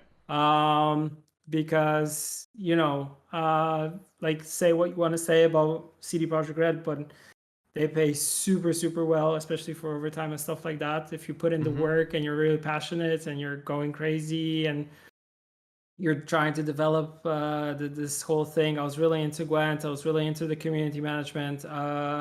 We were doing cool stuff. We were developing a lot of videos. I got into a place where I became the face of the game. Yep. And we got from a point where, first of all, it was you're not earning enough, to a point you're earning enough, but you're not at home all the time. Well, and I was like, well, you cannot have this and that. Plus, she was getting pissed off that I'm, all the time doing videos, doing interviews, doing stuff like that. I was like, this is part of my job. I'm doing this, to get, to earn a living for us. And it just started escalating, started getting like really, really bad. And my daughter, she was also like growing. She was becoming older and older. And, I didn't want her to see all this happening. I didn't want her to see the fighting, the negativity. I didn't want her to develop in that. So, I come from a family that is quite traditional. Most of the people in my family, my parents not very so much, but still they were very brought up in a religious, Catholic family. Okay. So I thought, moving away from home and, doing, going that direction, especially having a kid, would be the worst thing to do. But yeah, I once again went with my gut, right? So Yep. I was sick of it. I was feeling really bad. I felt like, the next step from this would be, depression. It was a hard decision. It was a super hard decision. It was a decision that I made. I went away. I came back a week later. And a week later, the same thing happened again. I moved out and I moved my things out. My parents, thankfully, were super supportive. They helped me. They helped me move my stuff. They let me stay with them for half a year almost, so I can start building stuff back up.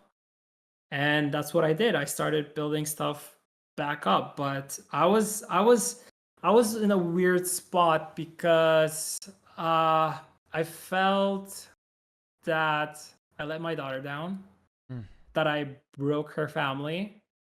I felt like that's gonna be a tragedy for her growing up.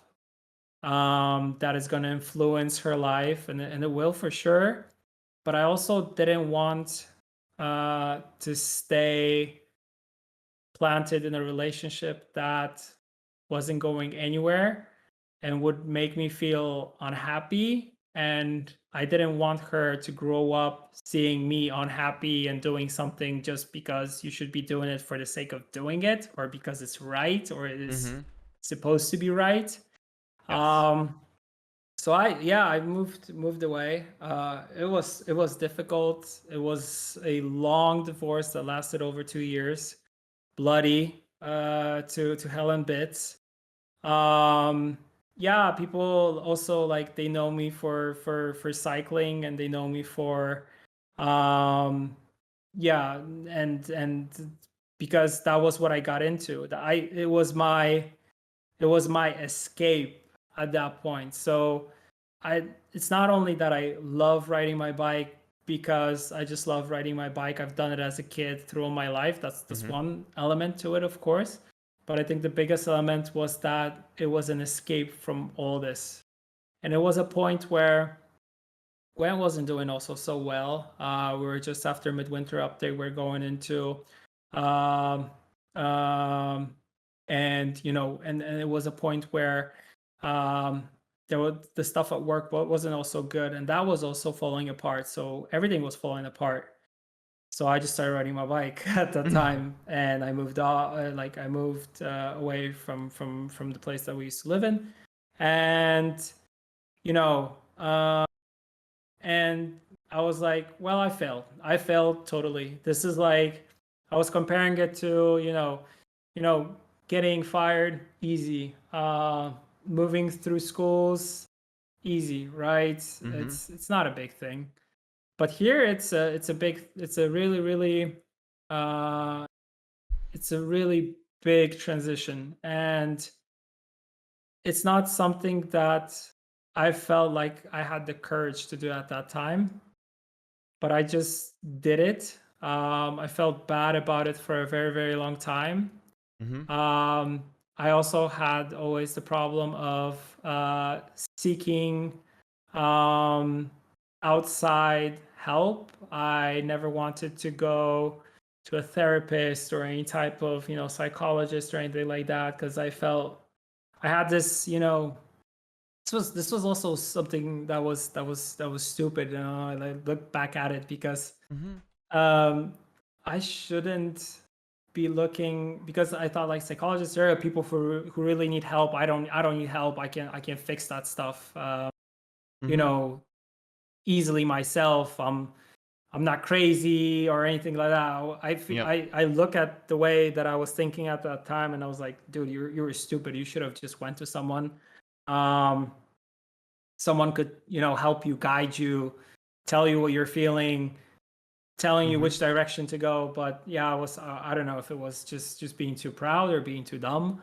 But yeah, I just went straight into riding my bike, and it went to a point where I started losing a lot of weight because I didn't eat much. I was stressing a lot at that time. Everything fell apart.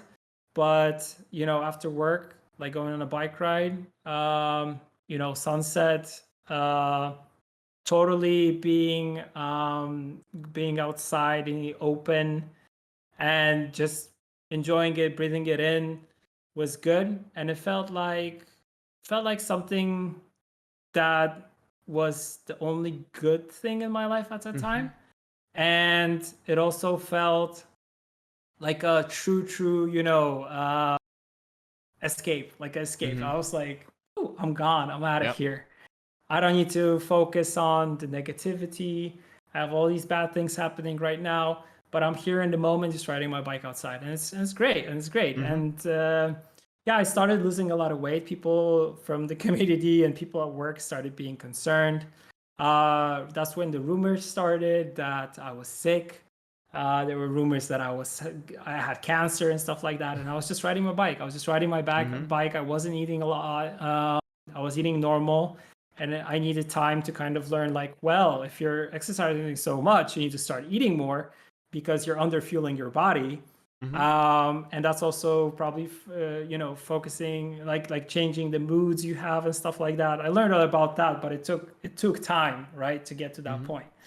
Yep. um and yeah, there was this like whole campaign like feed Burza and all that stuff, and people Mm-hmm. thought, yeah, I didn't eat or anything like that. But I was just, I was riding out the stress. I was riding out the stress. I was And there was this moment also that I would just go on bike rides and I would have like doubts because I was thinking a lot at the time. I had doubts if I did the right thing. There was bike rides that I would just go out and I was just riding my bike. I was pushing hard and I felt good, but I would just start crying out of nowhere. And like I said, I'm not the type of person that starts crying. It was just emotions pouring out all the time. And I was like, wow, like what's going to happen now? And like moving on and learning from this. And it's been a long process to get to a point where I am right now, that I'm confident, that I know I did the right thing, that I have a good relationship with my daughter, although I wish it was better and I could see her more, because that's the only thing I miss in life right now. But yeah, I mean, you gotta like man up and just I know it sounds bad, man up. You just gotta, get your stuff together and try to move on and do as much as you can in order to salvage the situation, learn from the situation, grow from the situation, because I mean, that's what we kind of do in life. We go, we walk, we stumble, we get back up, we do it again. And yeah, I mean, what else can you do, right? And yeah, and I mean, I feel like looking back, the way that the time and the grievance and kind of that how I was, coping with this, this simple tool as a bicycle helped me do that, because I could have gone into drinking, I could have gone into drugs, I could have gone into any negative other things, but I didn't. So I went the other direction. I started eating better. I stopped drinking alcohol. I started riding my bike. I started going to the gym in order to kind of build, like, get my muscle like back, to support myself. I got immense, crazy support from my colleagues at work that I could talk to. My family was super supportive, and they were all trying to help me lift me up. And yeah, I think that's where I am today. And funny thing is that, I am currently in a relationship, which I'm super happy. Excellent. And I'm super psyched on it. And we're also getting married like very soon, which is amazing. So it's once again this going from a down, but this down was like deep down. Yeah, this is the biggest struggle so far. Back up. And I've also learned a lot. I've learned so much from that. And yeah, and you also learn from the, you learn from the bad things. And even if I say, like, right now that it was bad and it was a long relationship, it was, it was terrible. And it's, when you think about it, nothing in life is bad, negative. It's something that you influences the person you are today. It is your journey. It is your trajectory in some way, and you're learning from it. It's the baggage that comes with you. Yep. And it's incredible, because I mean, if these things didn't happen to me, I mean, I would not be here today where I am happy, I am satisfied. Like I said, the only thing that I'm missing is more time with my daughter. That's the only thing I'm missing. But it's like, it's all the legal bullshit that you need to go through and all that stuff. But, I always have a feeling it's going to work itself out somehow. Like in the end of the day, it's going to work itself out, because I mean, life has this crazy thing of, ups and downs. And I think if you're really putting in the work, you're being genuine with yourself, you're being honest, everything's going to work out. So yeah, I kind of been going with that flow. Well, that was a crazy roller coaster on top of an already crazy roller coaster of a life. Wow. I mean, if we're going all in, we're going all in, right? Hey, look, I'm glad that you're willing to go on it. Is it fine if I ask you a few questions about it? If it gets too personal, just let me know. Wow. Okay. Holy cow, that was a lot. Let's. That's okay. It takes time to process. It does. It does. My mind's like, okay, John, where do you want to begin in this one? And I think I know where I want to. Let's go back a little bit towards Hmm. a choice you made early on as things were right at. So your daughter, refresh for people listening. Daughter is born. You have this huge high, right? You're moved to tears. You're not someone who cries a lot. It's high, but then you have the catch. In a couple days, you find out there's a small heart defect, and Hmm. this is where a split happens between you and your spouse at the time. Hmm. It sounds like from what you told me, doctors didn't say do any surgery or anything. It just is what it No. is. And Yeah, so, they just say like mm-hmm, inspect it, like see what's gonna happen. Like mm-hmm. don't get too crazy. Yeah, sorry to cut you off. No, you're good. I appreciate it. No, I'd rather you clarify. And so you have that style of just take it as it is, and if you need to worry about it, you'll deal with it. If you don't need to worry about it, it's fine. And but your spouse doesn't take it very well. Spouse has a lot of negativity there. You then make a choice, an interesting one to me, to work a lot because work is becoming a very positive environment for you. Because Gwent is on this huge upswing. When Gwent was coming out, I remember it. It was great. Everything's going pretty well, and I'll eventually have some bumps in the road. Homecoming, mid-season, midwinter update were two bumps. Hmm. Do you have any regrets on how much you worked back then, or any lessons about that, or do you feel that that was the right decision because you were able to bring home the money your family needed and were on an upward trajectory?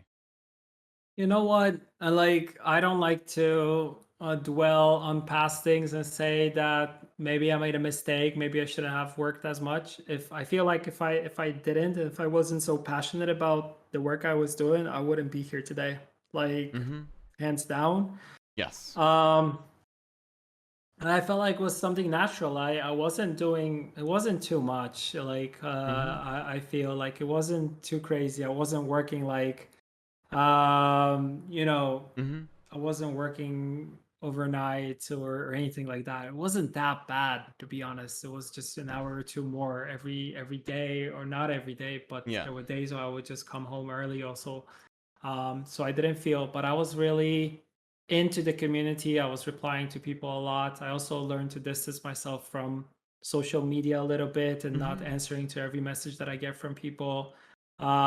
Maybe I get some hate for it from time to time, or some slack that maybe I'm not interacting all the time. But I mean, you can't be interacting all the No. time because you need to have space for yourself and Mm-hmm. space, for your relationships and stuff like that.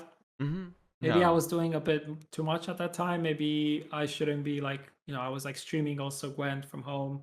Kind of stopped doing that because yeah, it was just too much Gwent, too much work in life. Mm-hmm. And you kind of learn to have this work-life balance. And I think everybody learns this. And Yes.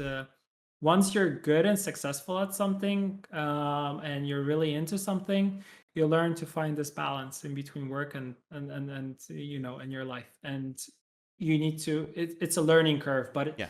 I feel like it cannot be forced on you. Someone cannot tell you, no, you should not, do this and this and that. It should Mm-hmm. be something that comes naturally, Right. that comes from you because you're kind of learning as you go, right? Yeah, and you're learning about yourself during it all. How much work do you want? What is your work ambitions versus other, and also the long-term balance of it all. Because Hmm. working hard now will set you up for the career success you're looking for, will set your family up for the monetary success, and get you that potential work-life balance even better in the long run. Because the early Hmm. stuff is that when you're trying to prove yourself or you see an opportunity, sometimes you have to just grind it out. You Yeah, I grind it out mean, to make the next opportunity happen. yeah, you gotta use that opportunity to the fullest, Mm-hmm. if you want to grow in that direction, and if you want to do and if you want to go in that direction, you want to do more, you want to, like you say, you want to grow, you just gotta do it. And Mm-hmm. and it's something that also is something that we also talked about in the beginning, that I've always liked uh, working hard, and kind of saw Mm-hmm. that hard work gets you something. Yes. Um, and it's something that happens once again, right? And this point in my life where I also wanted to work hard in order to achieve something, and it was good. Hmm. And of course, when I look at it right now, I don't feel like I made a mistake there. I was just doing the right thing to kind of grow from that. Yeah. All right, couple other questions. There, let me Mm-hmm. know again. Surely, if I go too far, just No, right go in. for it. Um, the next question is, I would love to learn a little bit more about. In many ways, I feel like the crux, the hardest choice in this whole thing, when you chose that it would be better to end the relationship. You had a choice, and a lot of people are facing this choice more than ever because divorces are more common than ever. And the choice True. is: do you stay together but have a troubled relationship? Probably, it sounds like there's fighting going on. It'd be a tough childhood for your daughter, or do you walk Mm-hmm. away knowing that there's a it's gonna be different for your child? They won't be able to, they'll have to say that my parents are divorced, but they might have both parents be happier.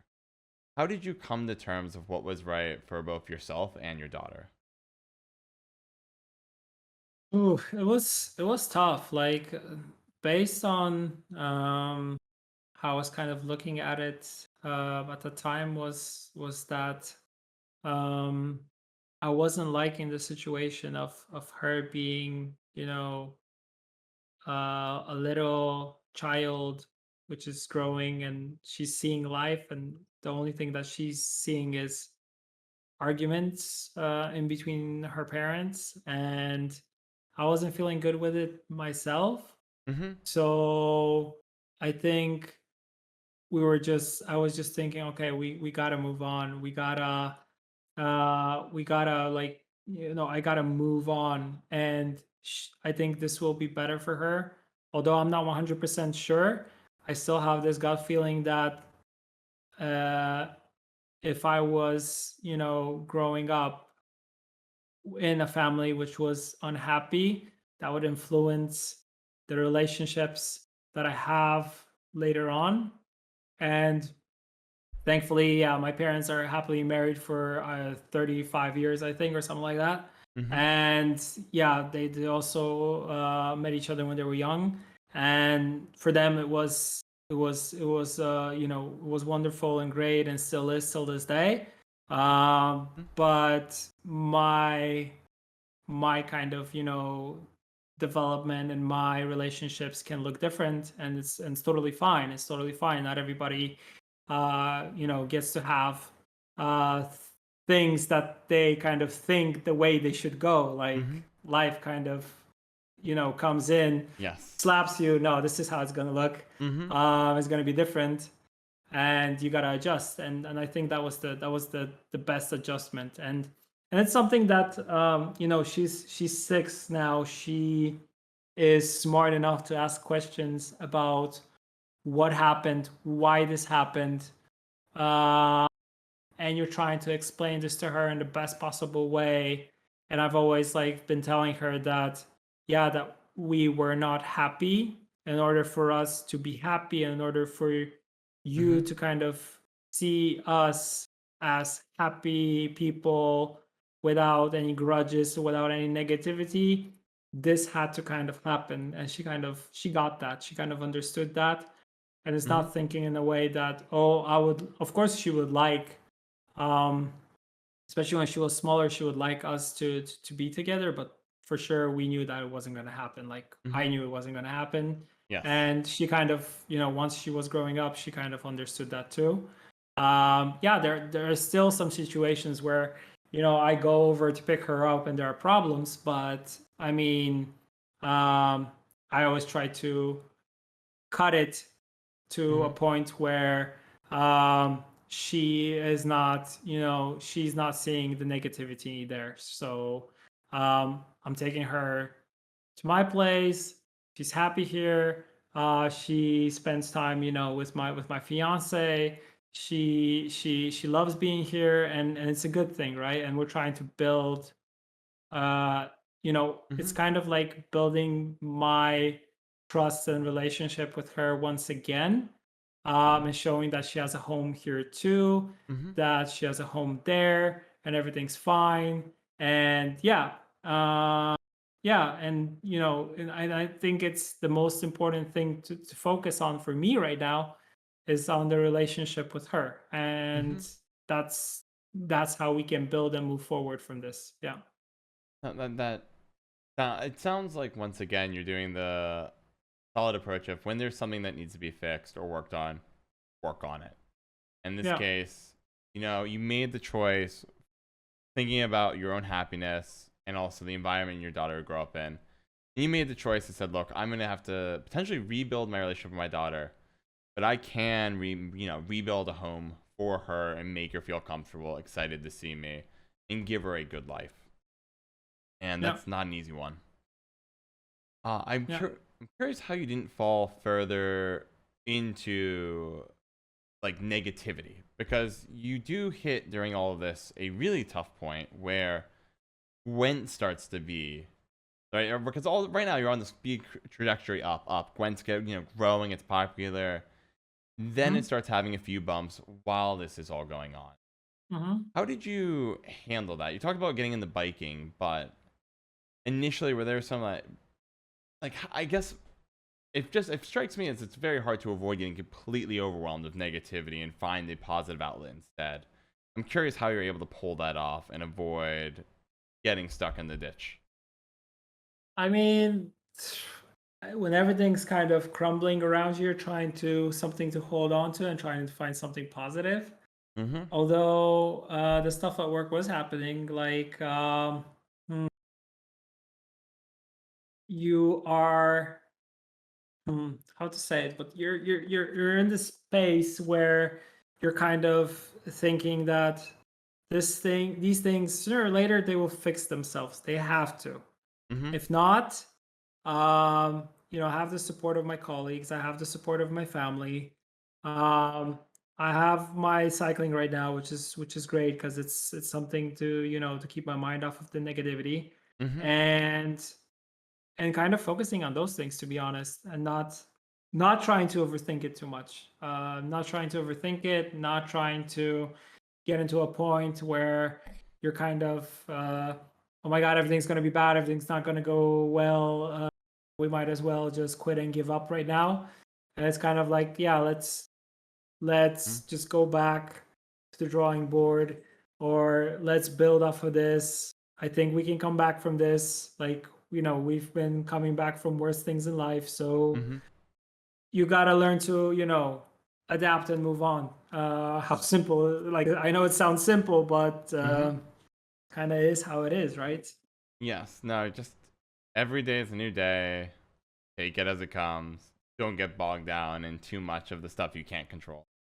I feel that Hmm. you're not perfectly aligned with philosophy, but I feel like stoicism strikes me very much how you approach life. Where are you familiar with stoicism? Yeah. Okay, perfect. It just reminds me of how the founder of it all, he saw his giant ship, all of his wealth sink, and he's like, well, I can't really feel bad about that because it was a storm that knocked it down. I didn't do anything. It was out of my control, Hmm. right? Gwent's in a storm. You can do what you can, but don't take it too personally. Know that you'll get through it, and you just chug through that storm while you're handling all the other storms in your life. True. And True. it's I mean, impressive. it's like it's nothing you can do. Like, there are Yep. things which are out of they're out of our hands. We can't Uh do huh. anything about it. They will happen. And we just have to somehow learn to live with it, learn to move on from it. And yeah, and I think Mm-hmm. it's a thing that always comes back in life, in different aspects of it. Yeah.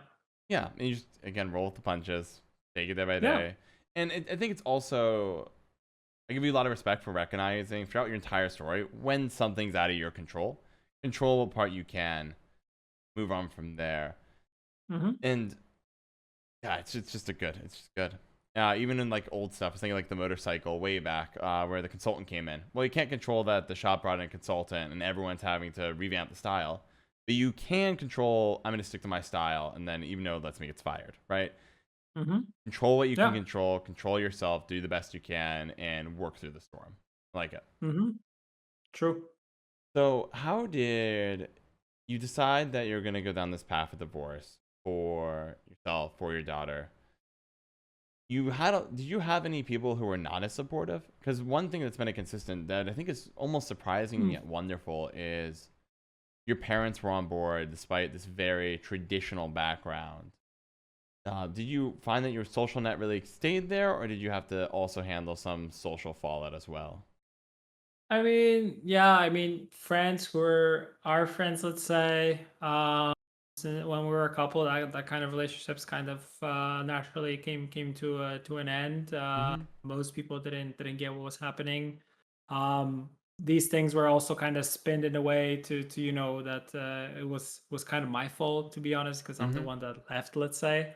Although I feel like it was a mutual decision at one point. Mm-hmm. But yeah, I had the support of a lot of people from work. I opened up about it very quickly. Uh, I didn't try because I knew there would be rumors for sure. Yep. Because things were changing and people noticed a lot of things. I remember we had a meeting within our team, just like a normal weekly meeting about like what's going on, Mm-hmm. what projects we're working on, stuff like that. And I just told everyone. Everybody was super supportive. Everybody wanted to talk. I didn't really want to talk about it at the time. I just want to Yeah. ride my bike.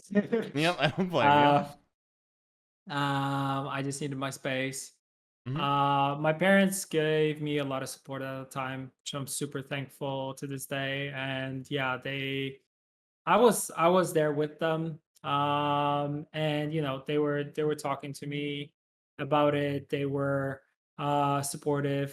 Mm-hmm. And yeah, and I think that's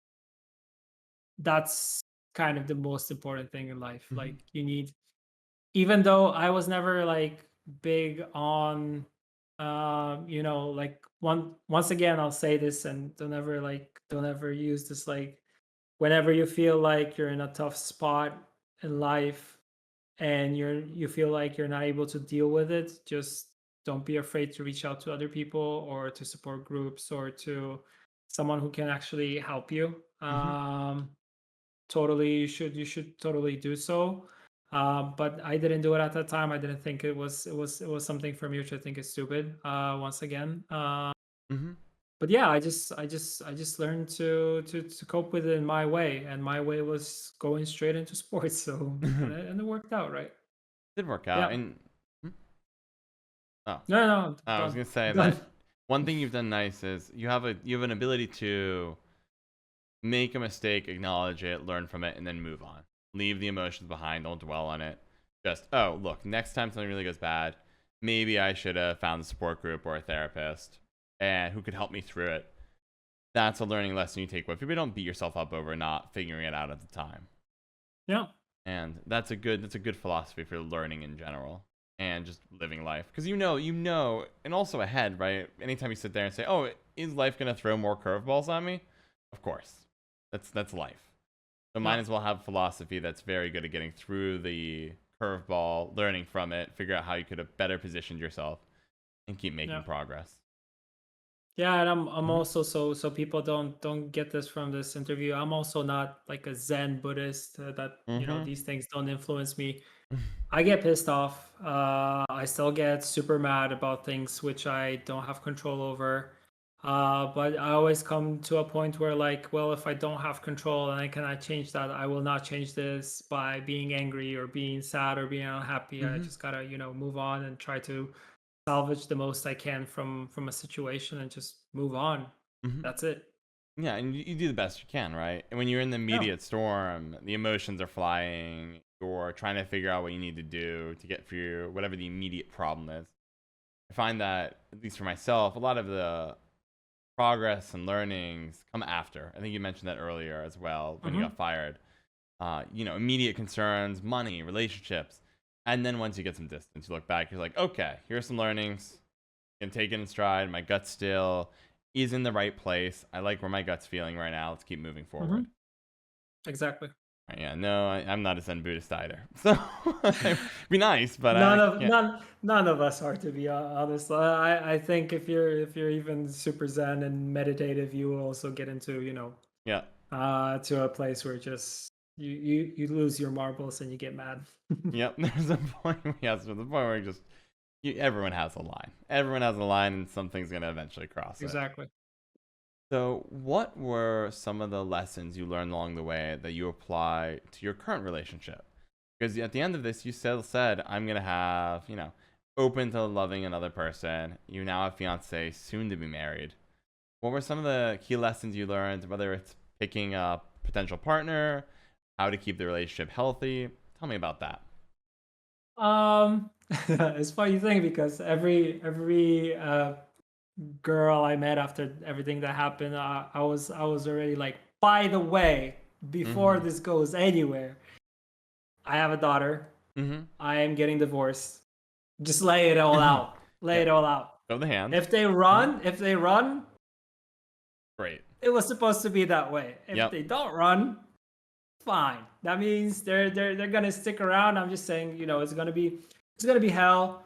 Divorce Mm-hmm. is terrible. It's we're going through a super bad thing. It's bloody.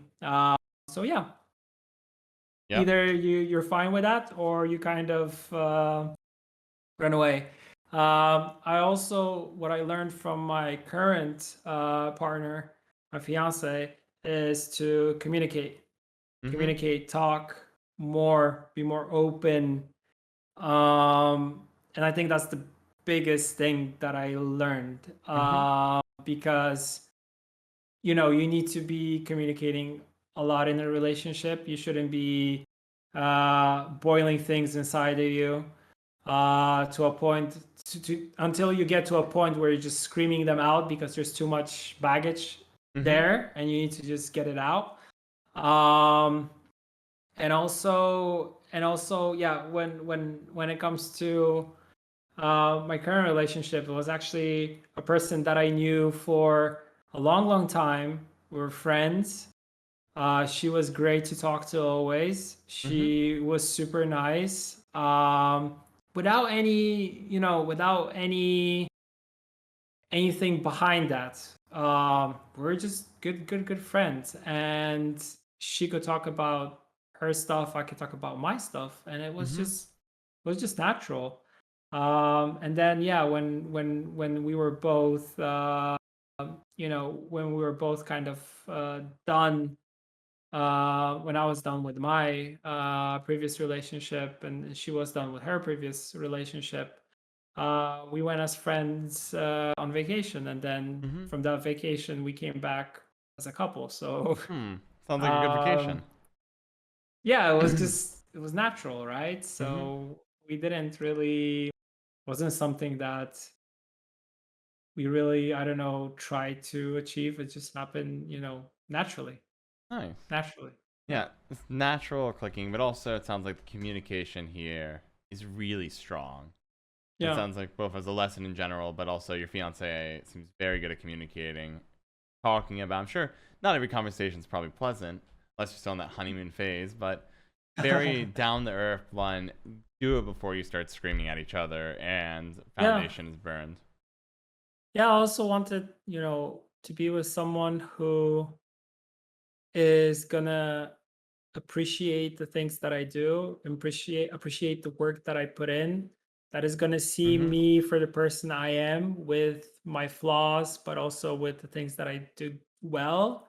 Mm-hmm. Um, and uh, someone that is kind of that has a lot of positivity in her, and because I feel like I also have that in me, that I'm very happy, positive, crazy.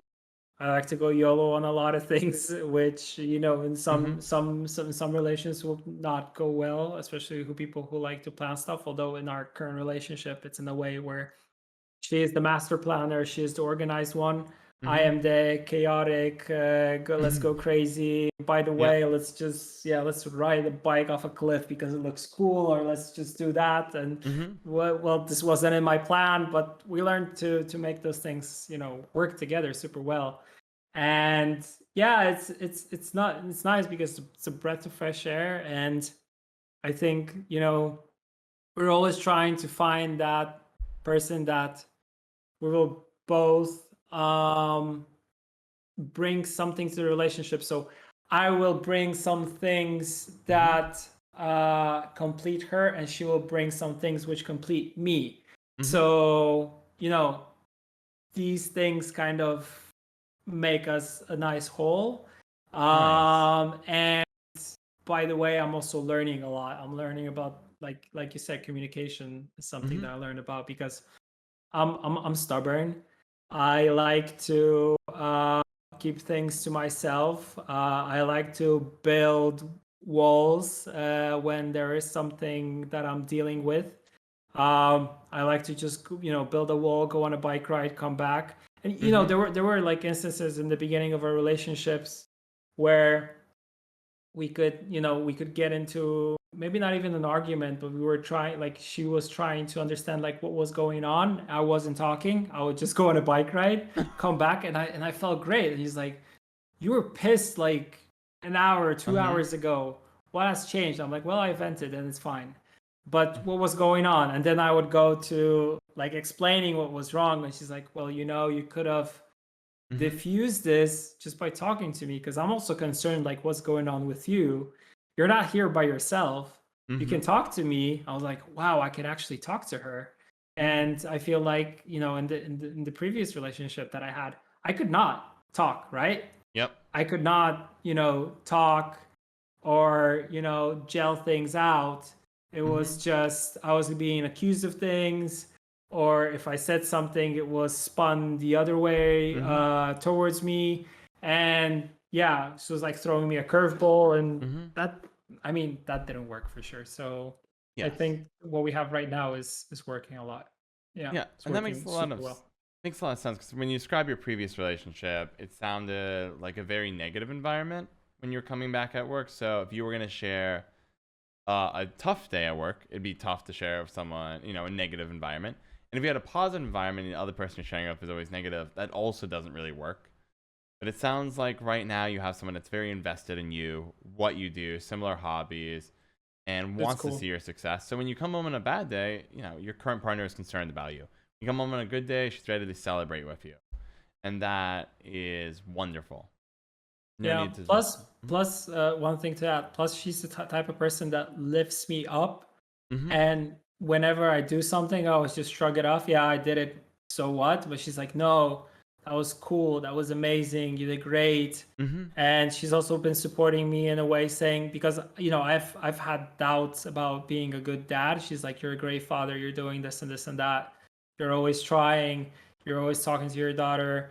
But whenever I'm also like, I don't know, maybe there are days where I'm not fully there. Maybe I'm a little bit absent. She's kind of telling me, yeah, maybe you should try this and this and that. And I think like I'm also learning and building from that. But it's like, it's constructive, and Mm-hmm. I know that it comes from a good place, and it's Mm-hmm. not negative. Yes. So I'm more keen to go towards that direction, right? Yeah, and I like that. It sounds, you mentioned complementing each other in personalities, right? So if she sees something that you might not be seeing yourself or that you might see but not have a concrete plan for, sounds like she can go ahead and say, look, you might be messing up here. Here's a plan for how to deal with it, take it or leave it.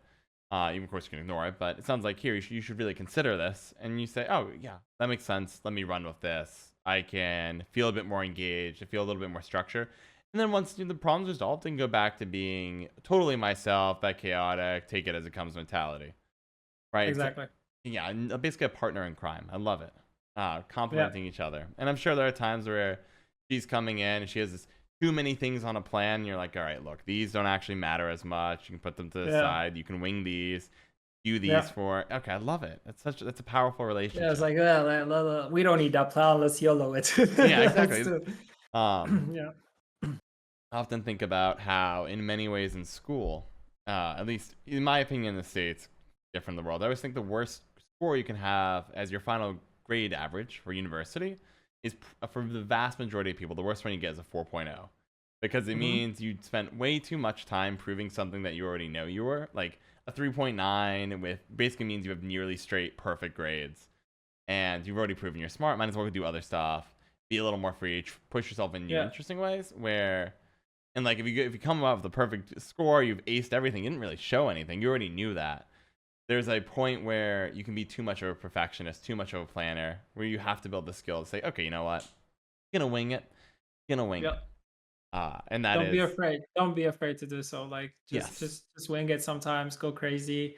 Hmm. Sometimes there's no point of, double guessing yourself, or there's no point of like dwelling on things too much. Sometimes just go with the flow. Like don't yeah, just go Hmm. crazy. Yep. No, I respect it. I respect it. It's good to have a little chaos and be comfortable in the chaos. True. Well, it sounds about you. That is quite the journey. Oh my gosh, to scroll Yeah, up to my. there's a lot there. There is a lot there. So that whole journey. Is there anything else we should talk about before we get to today? Right. All the so far, I've been living in the past mostly. Um, I think we covered most of it. I mean, um, we went through the whole journey and how I got to a place I am today. I'm Mm-hmm. really happy in the place I am today, to be honest. I'm really thankful for this conversation that we just had, because yeah, I think it was the first time where I can just go full in and Mm-hmm. not get questions about when this faction is going to be fixed or when this card is going to be fixed, and just kind of go into more into the background, so kind of people get to know where I'm coming from, the Mm-hmm. person I kind of am, and kind of what shaped me. I'm really big into listening to podcasts. Mm-hmm. I really love the Ritual podcast, for Yeah. example, which I listen to like a holy thing. But also other podcasts which are like cycling related, and I love the ability um, to tell a story, Mm-hmm. because I feel like if you're able to kind of talk openly about the stuff that happened in your life, people can listen to that, they can learn from it. Mm-hmm. Even if they don't learn from it, they can maybe take something from it, or maybe they can understand you better, understand how you're wired, or why you do things you do in life, Mm-hmm. and also maybe apply that to their life in some way. So yeah, totally, those are those this so yeah, just want to say thank you for for the honest chat, because it's not something that you get to do every day, and I think it's the first time that I talked about like everything, right? No, yes. No, I'm glad I got to give you that opportunity. I'm happy you had a great time. If you have a little bit more time, I would love to ask you. I know there's a few little AMA questions. I'll filter out Yeah, the. let's go for it. Yeah, or I didn't Let's know. If you want to wrap up now, we can. I was No, actually. no, Uh, questions always. questions going to. Okay, no worries. Let's go ahead and then we can just transition over some questions. Let's and take a look here. All right, cool. I'm going to ignore every one of them that's related to Gwent because we've now talked about Gwent in the Yay. video. So let's do this. That's why I love this show. I could come on here like more often. But to be honest, this Hmm. also kind of felt like a therapy session, to be honest, No, because I'm I got a lot of weight off of me. I feel like a couple pounds lighter for sure. No, I'm glad. You talked a bit about like how you feel and such, and that is exactly why I put this together because I thought there was more than meets the eye for every influencer, person you see on screen, etc. There's a whole human there, and when I see people idolize these very one-dimensional aspects of people, I'm like, no, no, no, no. That's not how any of this works. Let's go a little bit deeper. And so I'm glad we got that chance. Now we can end on some Me like, too. yeah, I'm glad you enjoyed it. And so, why don't I give you some fun ones? I got a couple ones that I think you'll enjoy. Number Let's one, go. where do you get your suits from? We have an events person. Her name is Olaf. Also a really cool person who helped me out through my tough times. A person I could talk to be like fully transparent. Mm-hmm. And she currently, me and her, we just go through suits on the popular, let's say, online websites, and Mm-hmm. we pretty much see what works, what doesn't work, and yeah, we just buy what we like, and we put me in it and see if it works. I love it. But Mm-hmm. before that we used to have like a stylist, but then we're like, you can just get suits online Mm-hmm. and just try to do your own thing, and we kind of got some p's and q's on how you're supposed to do those things, so we learned from it, and now we're using it on our own, let's say. So yeah, that's how the process works. Nice. I love it. You just sit down. You have this the person who's also very good at this, helping you out, looking for that next Tetris theme suit. Love it. Love it. Tetris was my idea. I really wanted that Really? because Okay. yeah, I love it was that my suit. idea because I loved Tetris as a kid. It was like one of the first things. I also had it on Game Boy, so yeah, it was the natural kind of direction to go. Mm-hmm. The most important thing, you cannot have like, you know, the branding and the logos, but this one didn't, so Mm-hmm. it was cool. Yeah, I liked That's it. awesome. No, I thought I remember seeing that. I was like, yeah, that's a suit. That is somebody dressed with confidence, looking good, hosting an event. Actually, there's like multiple people asking about that. Here's a basic one. What do you consider a drawback of your current job?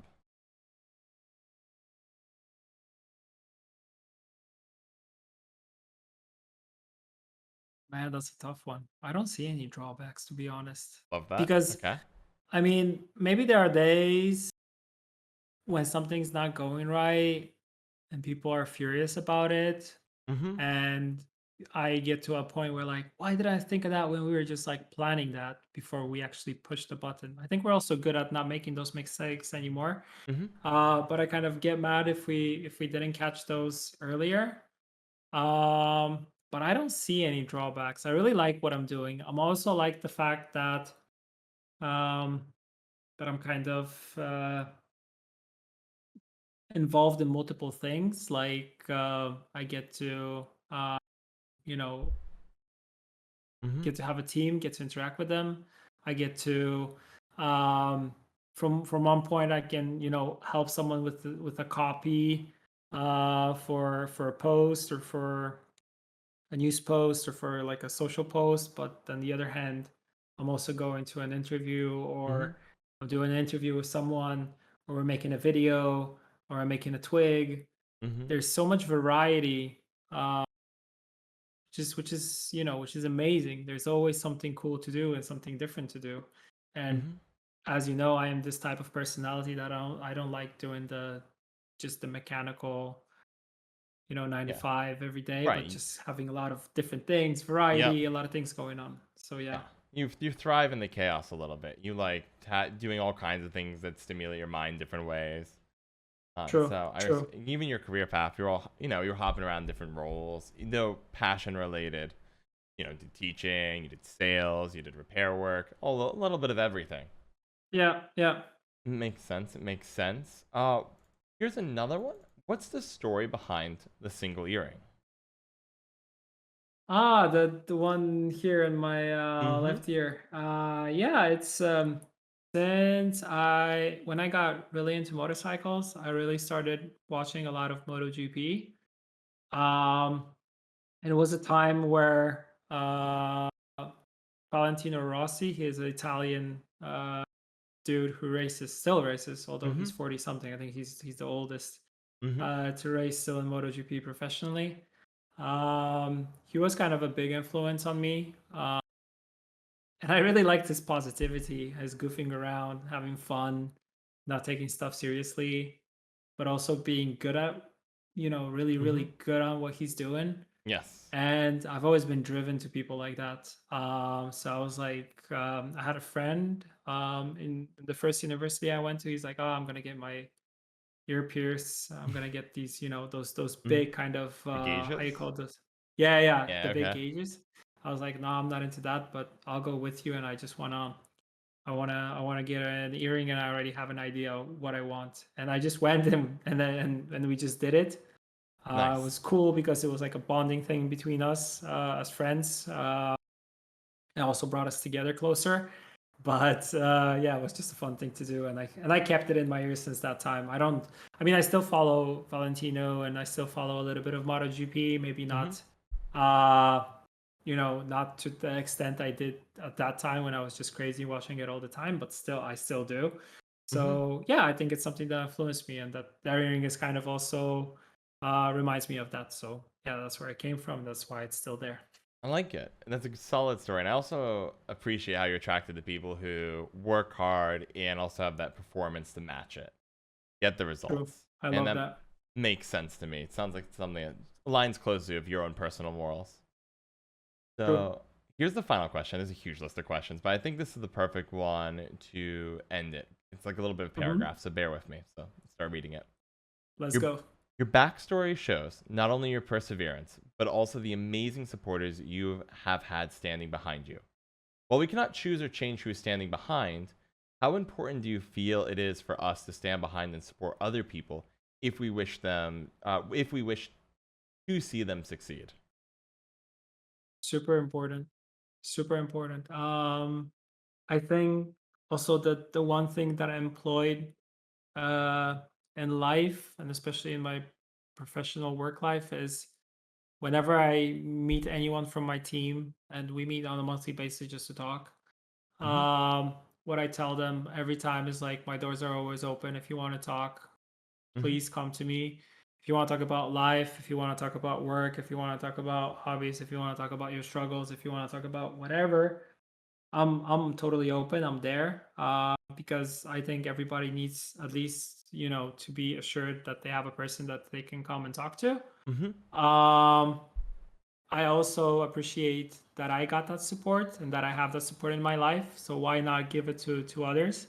And I think we all to some extent should try to. I know it's not for everybody, not everybody likes talking to everybody and giving people advice. Sometimes you don't need to like give people advice. Sometimes people just want another person just to listen and not butt Yes. in, but someone just that they can lay off, like they can lay like a load of stuff Hmm. um on them, and that Hmm. already makes them feel better. Like it makes you feel better just to vent and talk and just Yes. have someone there just to listen. That's it. And if you want to engage, if you feel like you can help that person in some way, feel free to do so. Like you can talk about what's your experience, or and sometimes you just don't need to do that also. Like you can just listen. And there's like so many things that we can do, but I think it's just having this mentality um to be open and then kind of talk to people. That's it. And Hmm.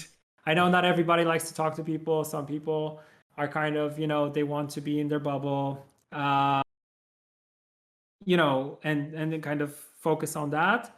um and no one's pushing you to do so, but it's really cool to talk to other people, learn about their experiences, like learn about the life, learn about what drives them, learn about struggles they have in life, because not only are you influencing them, it also is influencing you in some way. So we're all kind of learning as a collective from Hmm. that, right? So Yep.